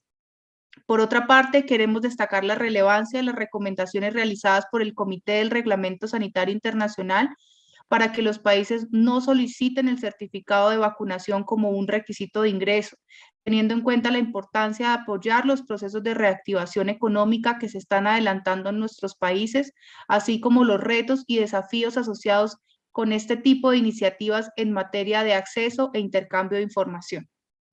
De igual manera, queremos hacer un llamado para que a través de la OPS se continúen promoviendo estrategias para que se reconozcan y se le den validez a las vacunas que han sido autorizadas por la Organización Mundial de la Salud en el mundo entero, con el propósito de que no se genere ningún tipo de discriminación hacia los ciudadanos vacunados con algún tipo de biológico, considerando que todas las vacunas salvan vidas.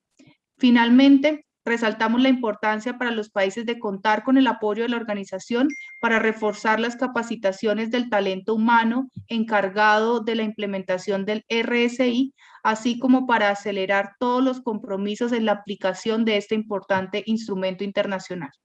Muchas gracias. We thank Colombia for the intervention. We recognize Cuba, followed by Argentina. Muchas gracias, señor presidente. Agradecemos el informe presentado. Cuba, como Estado parte y firmante del Reglamento Sanitario Internacional, continúa su aplicación, su evaluación sistemática y tomando todas las medidas necesarias para enriquecer su implementación y continuar con su sostenibilidad. Existen un total de 24 puntos de entrada en el país, internacionales, todos cubiertos por personal de salud y con las capacidades básicas necesarias, establecidas las coordinaciones pertinentes entre los diferentes organismos de la Administración Central del Estado para el funcionamiento del Reglamento Sanitario Internacional y todos los planes de acción que involucran a cada organismo que hacen posible el funcionamiento, sostenibilidad y desarrollo. Establecido todos los protocolos de actuación que enlazan desde la frontera con los 3 niveles de salud, hospitales, institutos y la atención primaria de salud, la Red Nacional de Laboratorio de Biología Molecular, Laboratorio Nacional de Referencia y otras instituciones y organismos necesarios de la Administración Central del Estado. El Centro Nacional de Enlace funciona adecuadamente como parte de la Dirección de Vigilancia y Salud en el Ministerio de Salud Pública y apegado a la actual situación epidemiológica que nos impone la COVID-19. La aplicación de medidas adicionales no contempladas en el Reglamento Sanitario Internacional en los puntos de entrada sobre viajeros se ha realizado en el marco de los principios del Reglamento Sanitario Internacional y amparada por protocolos de actuación de las autoridades de salud, la legislación nacional y otros organismos de la Administración Central del Estado, impidiendo la interferencia al mínimo al tráfico y al comercio internacional, siempre acorde a la situación epidemiológica internacional y nacional generada por la COVID-19. El Reglamento Sanitario Internacional constituye un instrumento valioso para el enfrentamiento y respuesta a las pandemias, pero consideramos que hay aspectos que se deben perfeccionar para garantizar su implementación y aplicación por los Estados partes, entre los que se encuentran las acciones coordinadas que fortalezcan la participación multinacional en el enfrentamiento a las pandemias o eventos que pudieran convertirse en eventos de salud pública de importancia internacional, mecanismos efectivos que regulen la situación de los extranjeros al momento de la declaración de una emergencia de salud pública de importancia internacional o una pandemia, sobre todo los mecanismos de repartición humanitaria en el contexto de la pandemia, políticas con enfoque dirigido a las poblaciones vulnerables, que se consideren otras áreas relacionadas con el acceso global a medicamentos, a vacunas, sistemas de salud, marcos jurídicos de otros campos relacionados. Me refiero a la institución intersectorial y medidas de respuesta en el ámbito económico y social. Cuba ratifica el compromiso de continuar perfeccionando la aplicación del Reglamento Sanitario Internacional e implementar todas las recomendaciones emanadas del trabajo de la Organización Panamericana de la Salud. Muchas gracias. We thank Cuba for the intervention. And before yielding to the delegate of Argentina, I take a couple of minutes to remind delegates to please speak slowly so as to ensure that your message is well received by the rest of the delegations, and or interpreters can interpret accordingly in the rest of the languages as well. Argentina, you have the floor, followed by Mexico. Gracias, señor moderador. La Argentina toma nota del informe. Deseamos reafirmar el compromiso de la Argentina en la aplicación del RCI con el fin de desarrollar y mantener las capacidades básicas en su conjunto y garantizar su plena integración en el Sistema Nacional de Salud. Estamos convencidos del rol de la OMS en la evaluación de riesgos ante un evento, sin perjuicio del fortalecimiento de los mecanismos ya existentes en cada uno de los países. Por eso, apoyamos el grupo de trabajo de los Estados miembros sobre fortalecimiento de la preparación y respuesta de la OMS frente a las emergencias, para que considere los hallazgos y las recomendaciones de, entre otros, el Comité de Examen acerca del funcionamiento del RCI durante la pandemia y el Comité Independiente de Asesoramiento y Supervisión. Asimismo, somos conscientes de que la pandemia del COVID ha reanudado el debate en torno a la autoevaluación anual y los instrumentos del marco de seguimiento y evaluación del RCI. En este sentido, celebramos la consulta y la creación del grupo técnico de trabajo sobre estas herramientas para analizar su implementación y que éstas no se conviertan en una mera rendición de cuentas y tengan correlación estratégica en cada uno de nuestros países. De conformidad con lo expresado por la OMS, es fundamental no implementar certificados inteligentes de vacunación que terminen funcionando como pasaportes de inmunidad. En este marco, Argentina reitera la necesidad de facilitar el reconocimiento de los certificados nacionales de evaluación, incluidos los digitales, y no implementar medidas sanitarias adicionales que no estén contempladas en las orientaciones de la OMS y con las disposiciones del RCI. Por último, aprovechamos para reiterar la preocupación de nuestro país en relación al inicio de las negociaciones para el Tratado sobre Pandemias, el cual podría desviar la atención sobre cuestiones sustantivas relacionadas con la respuesta al COVID y la preparación para futuras amenazas de pandemia, incluyendo el fortalecimiento del RCI. Muchas gracias.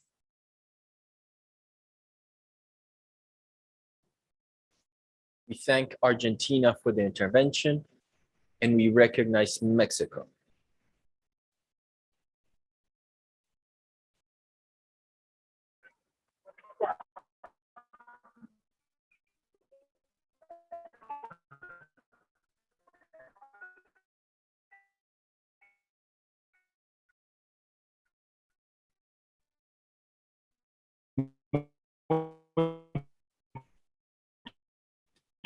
Delegate, we are having issues.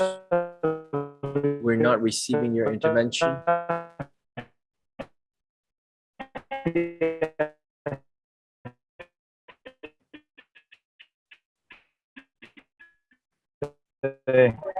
Delegate, there seems to be issues with your connection. If you could please restart. México, ¿me escuchan?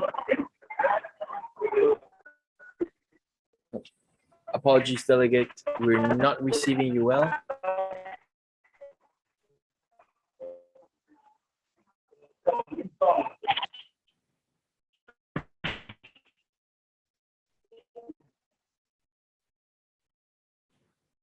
No, we are not receiving you well, Delegate.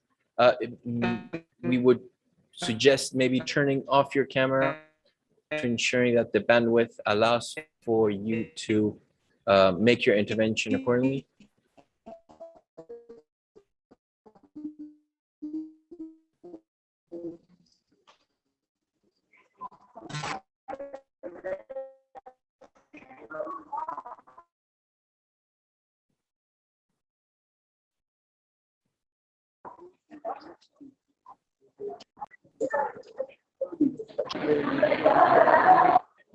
¿Ahí me escuchan? ¿Me escuchan ahí? Ahí está mejor. Perfecto. Si me escuchan ahí, ¿me puede, señor moderador, avisar con una señal? Adelante. ¿Me escucha bien? Sí, adelante. Muchísimas gracias.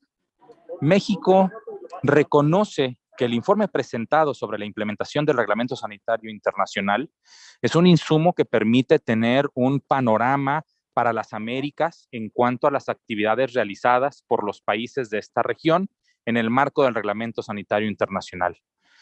Como lo destaca el informe en su párrafo 25, el Comité de Examen del Reglamento menciona que los Estados miembros de la organización solo aplicamos parcialmente el reglamento.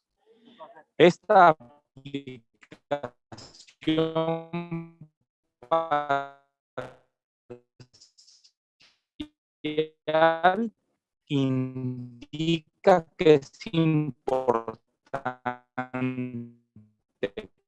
que a Lo la siento, par junto con el delegado, secretariado hemos para perdido- los Estados miembros refrendemos nuestro compromiso del RSI que ya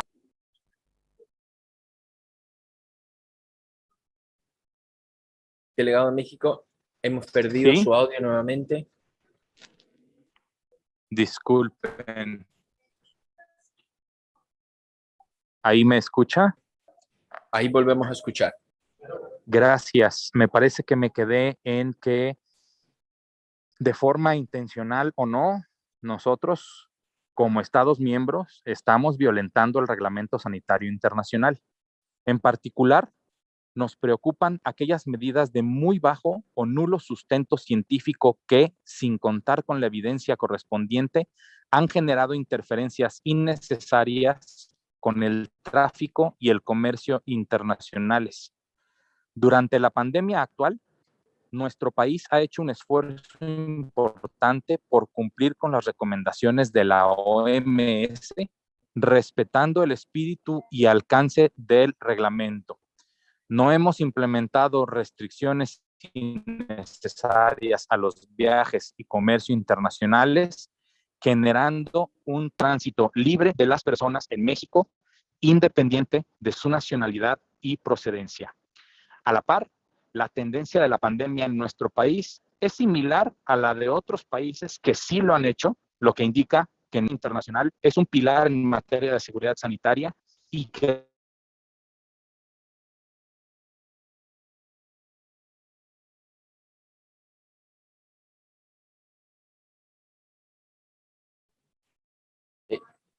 Delegado, hemos perdido nuevamente su audio.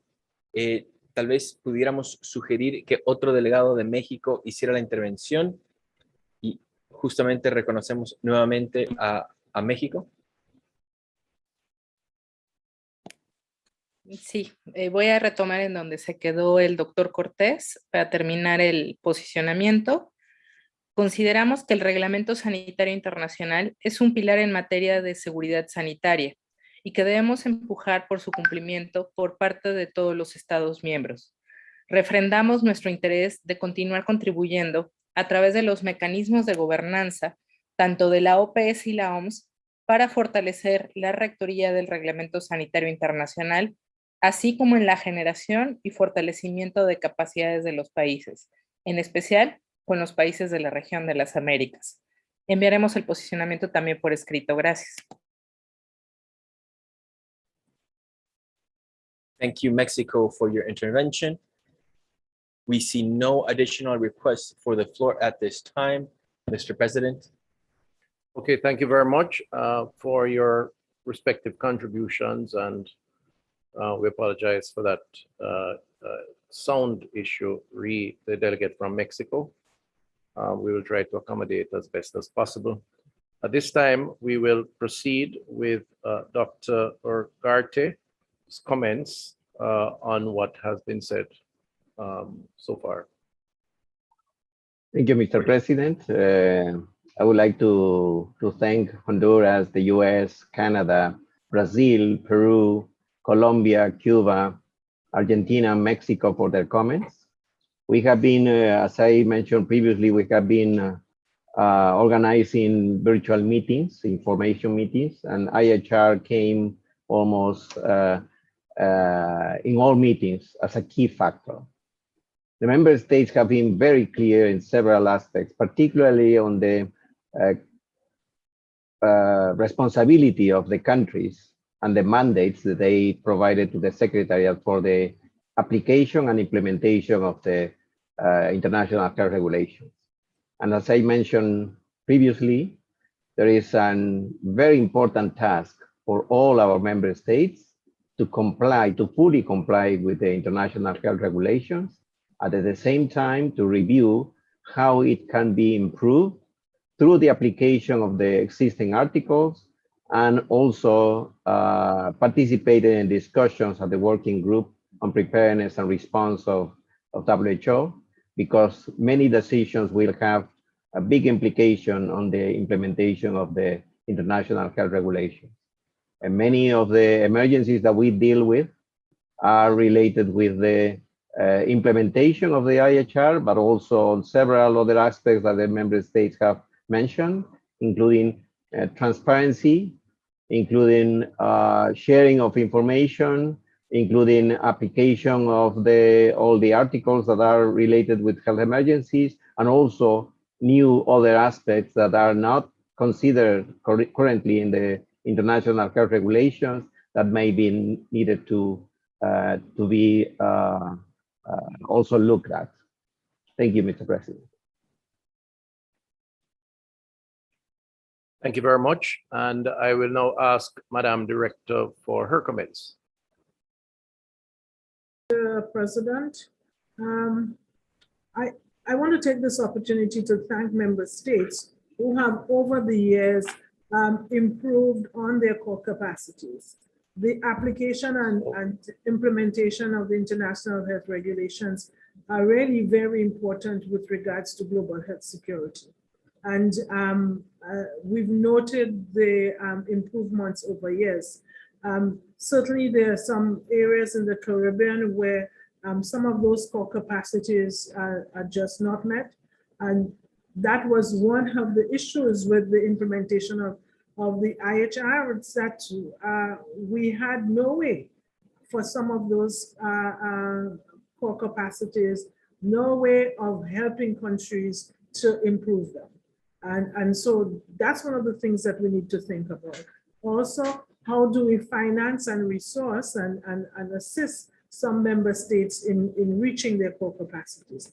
Anyway, our overall objective has to be how do we strengthen the international health regulations in the best interests of our preparedness and our ability to respond in a timely and efficacious manner.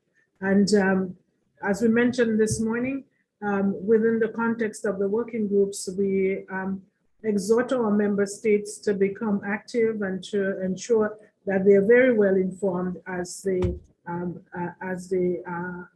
meet in those working groups, and to really represent this region.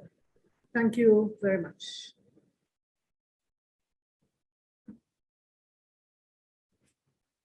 Thank you very much, Madam Director.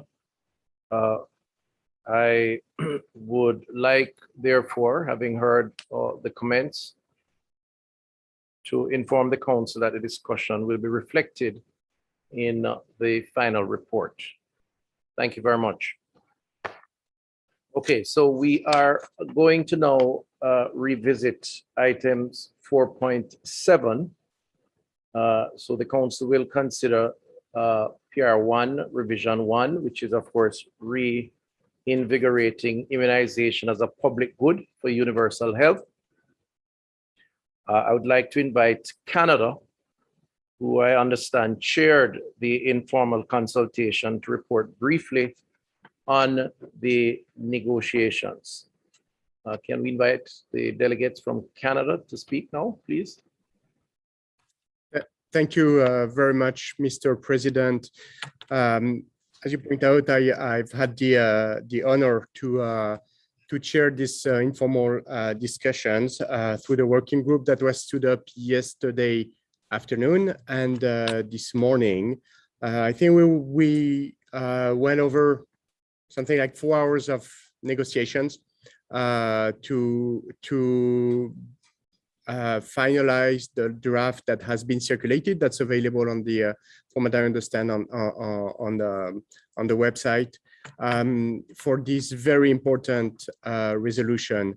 I must stress that the engagement of the member states who participated in the working group was invaluable and really demonstrating a lot of flexibility in the language we wanted to put forward to ensure that the resolution was covering as much ground as possible, ensuring that it would benefit the most vulnerable in the region, but also ensuring that we were looking forward in trying to enhance some of the relations amongst member states on some of the aspects.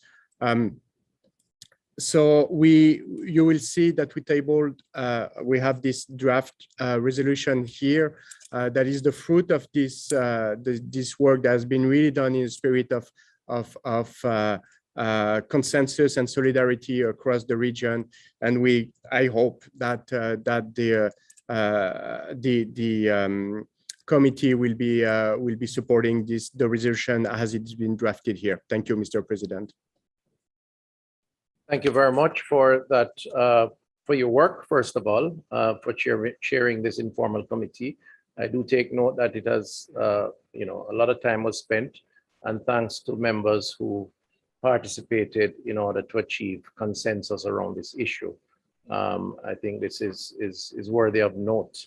I will now request that the rapporteur presents to the council the amendments to the proposed resolution. And just for emphasis, to be clear, that I'm requesting that only the changes are read at this time. Bien recibida su instrucción, señor presidente. Procedo a la lectura de aquellos puntos que fueron objeto de cambio.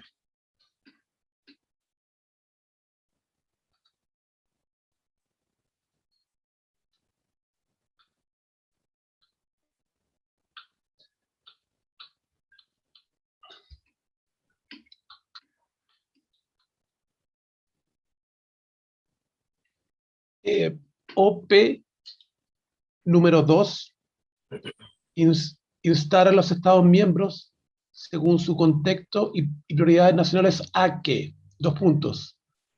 Primer cambio, letra B, declaren la función de la inmunización extensiva como un bien público mundial y concienticen a los trabajadores de salud para que asesoren a las personas acerca de la inmunización y a los progenitores y guardianes para que hagan vacunar a sus hijos y a las personas para que se vacunen siguiendo el cronograma de vacunación oficialmente recomendado.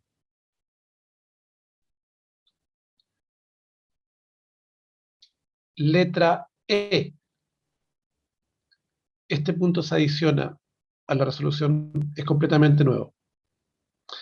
En el marco de la pandemia de COVID-19 y en especial en el contexto mundial de la inmunización y los requisitos de los viajes internacionales, apliquen, según proceda, medidas para facilitar la libre circulación de los viajeros en consonancia con el Reglamento Sanitario Internacional y teniendo en cuenta las recomendaciones y orientaciones de la Organización Mundial de la Salud, OMS, sobre la inmunización y los viajes.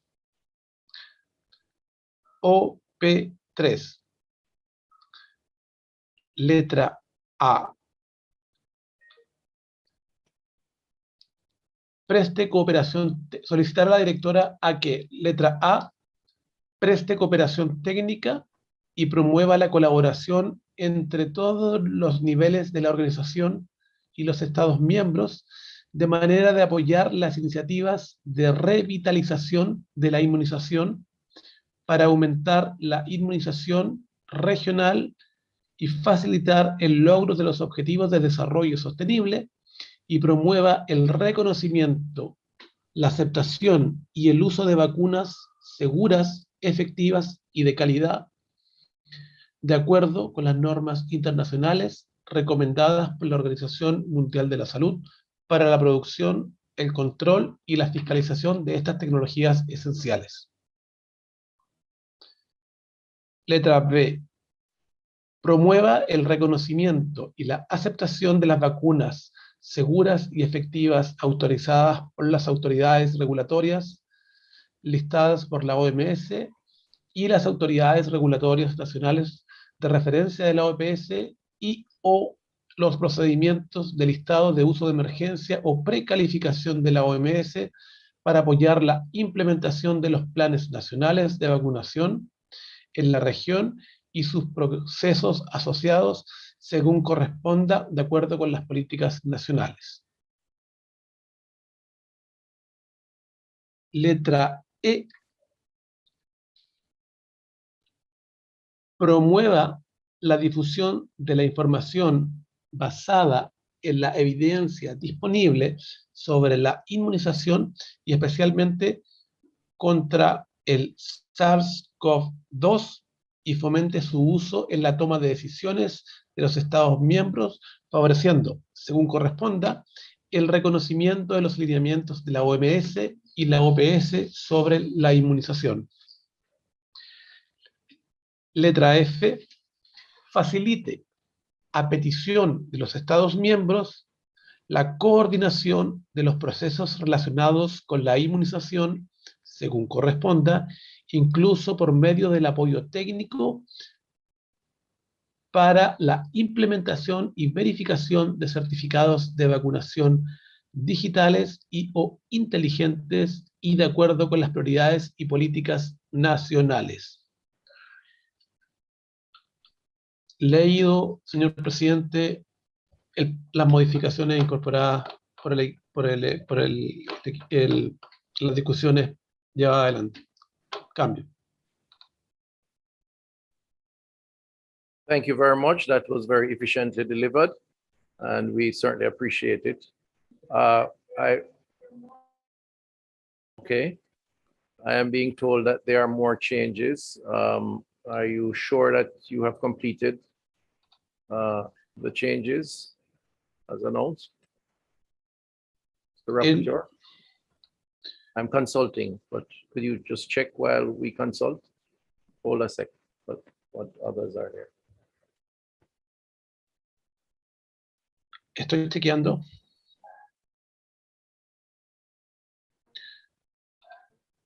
Confirmo, presidente, todos los cambios fueron leídos de acuerdo al orden de aparición que me fue enviado. No hay otras modificaciones. Yeah. Okay. All right. Okay. So I am told that we can proceed. So I want to thank you again. And I will now open the floor to the plenary for any comments, and we'll hand over to the moderator for his management of that process. Please show your hands, by the way, through the electronic platform. Thank you very much, Mr. President. We recognize the United States, followed by Guyana. Thank you, Mr. Moderator. And we do appreciate the great work of all the countries and thank Canada for chairing the discussions. Unfortunately, with respect to OP3B, we do not agree to the language in that paragraph. We would propose to delete OP3B. Thank you.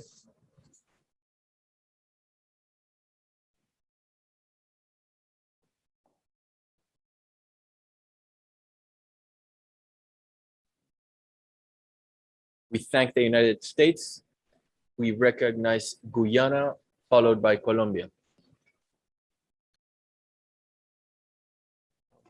Thank you all. I'm not certain that this is the right time, but Guyana want to indicate that we will support this resolution, but at the same time we have reservations. Guyana is fully committed to vaccines as a public good. Guyana's vaccination and immunization program with vaccines to prevent diseases across the life phases has been internationally acknowledged. We utilize all relevant vaccines, and these are provided free for all citizens. Our children vaccination program, which includes 18 different antigens routinely, have almost 100% coverage on an annual basis. There can therefore be no questioning of Guyana's commitment to vaccination and immunization as a public good. We fully support all the preamble statements. We have no objections to the resolve clauses in principle. We have no objection to the request made to the Director of Power in principle. But COVID-19 poses special, extenuating, and unprecedented circumstances.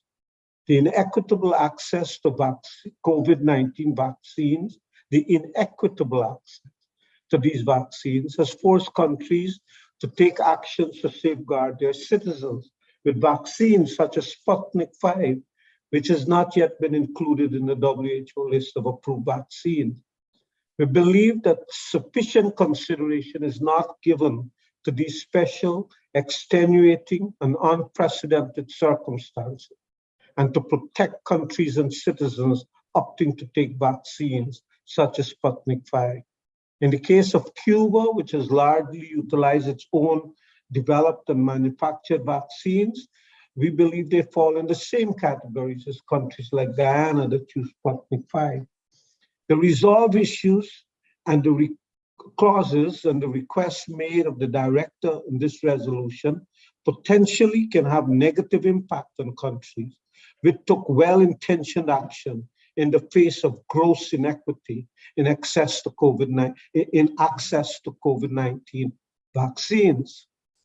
This resolution is one we would have unreservedly support were it not for the special and extenuating circumstances posed by COVID-19. Given that it has not taken sufficient consideration for those special and extenuating circumstances, Guyana wants to record our reservations. We will find comfort in the director committing to convene a group to develop protocols that will prevent discriminatory practices associated with SARS-CoV-2 vaccination processes. We are confident that the director will ensure the extenuating circumstances of COVID-19 are taken into consideration. Guyana will therefore, at the appropriate time, support this resolution, but we want to record our strong reservations. Thank you. We thank Guyana for the intervention. We recognize Colombia, followed by Brazil. Gracias, señor presidente y señor moderador. Queremos aprovechar este escenario para agradecer la labor de Canadá como facilitador de este grupo y pues por todos los aportes hechos por los Estados miembros a este texto.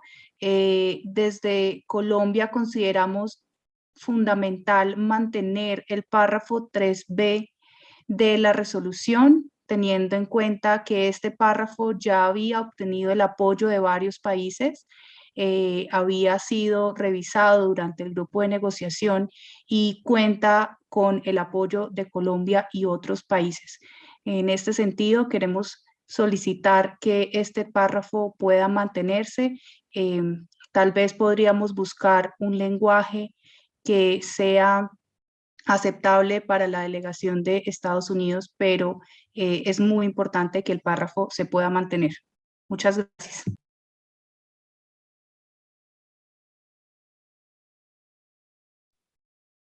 We thank Colombia for the intervention, and we give the floor to Brazil.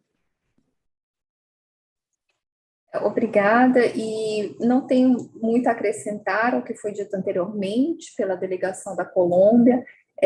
Por parte do Brasil, nós apresentamos sugestões de linguagem no parágrafo, de modo a poder atender às preocupações brasileiras, e gostaríamos de apoiar a permanência desse parágrafo nessa resolução, que foi objeto de longas discussões dentro do grupo de trabalho, para o qual também agradecemos a condução pela delegação do Canadá e acreditamos que conseguimos alcançar um consenso. Não está muito claro quais são as reservas em relação à linguagem do B, mas da forma como está, nós gostaríamos de manter na resolução. Muito obrigada.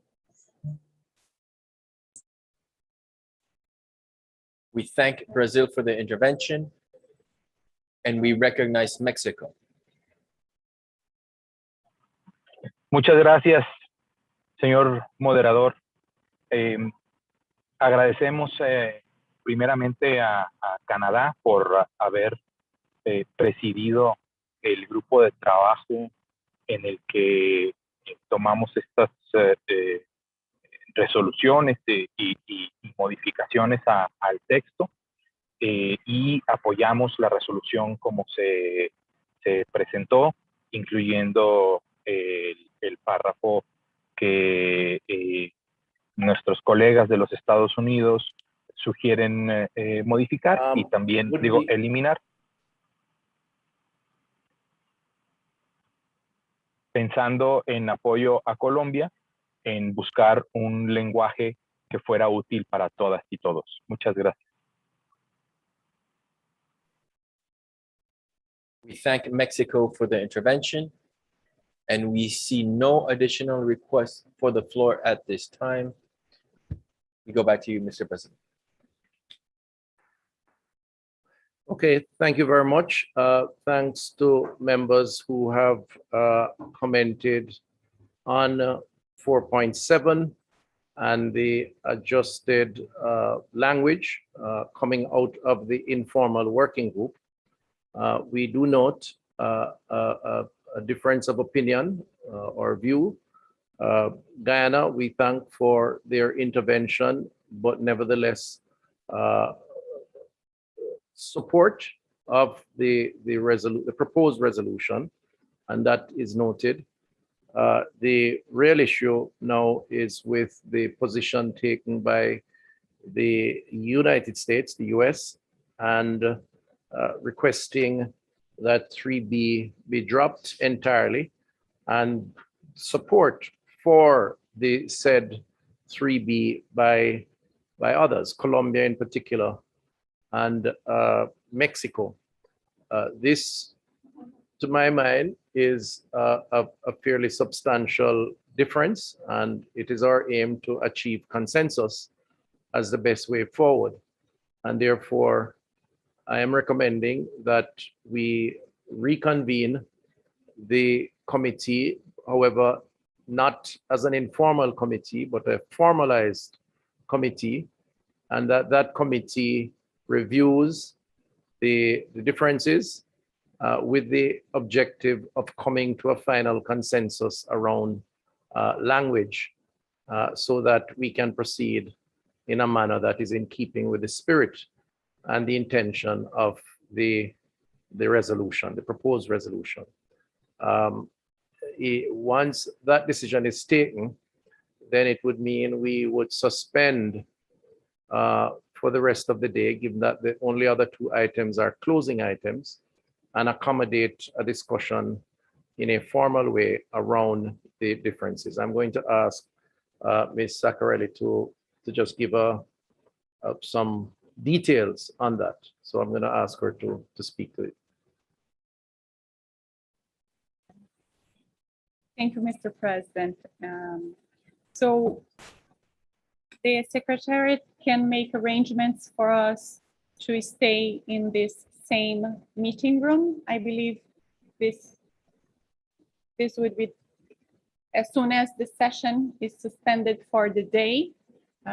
So we can the member states can continue in this same meeting room.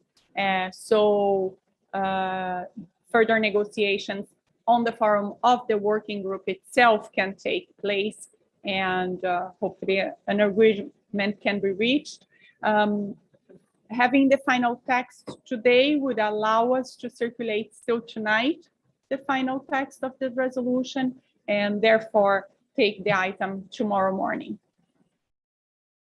Thank you, Mr. President. Thank you very much. So what I'll propose then is that we take a 10-minute, or is it 10 minutes good enough, or 15, 20? How much time do you need?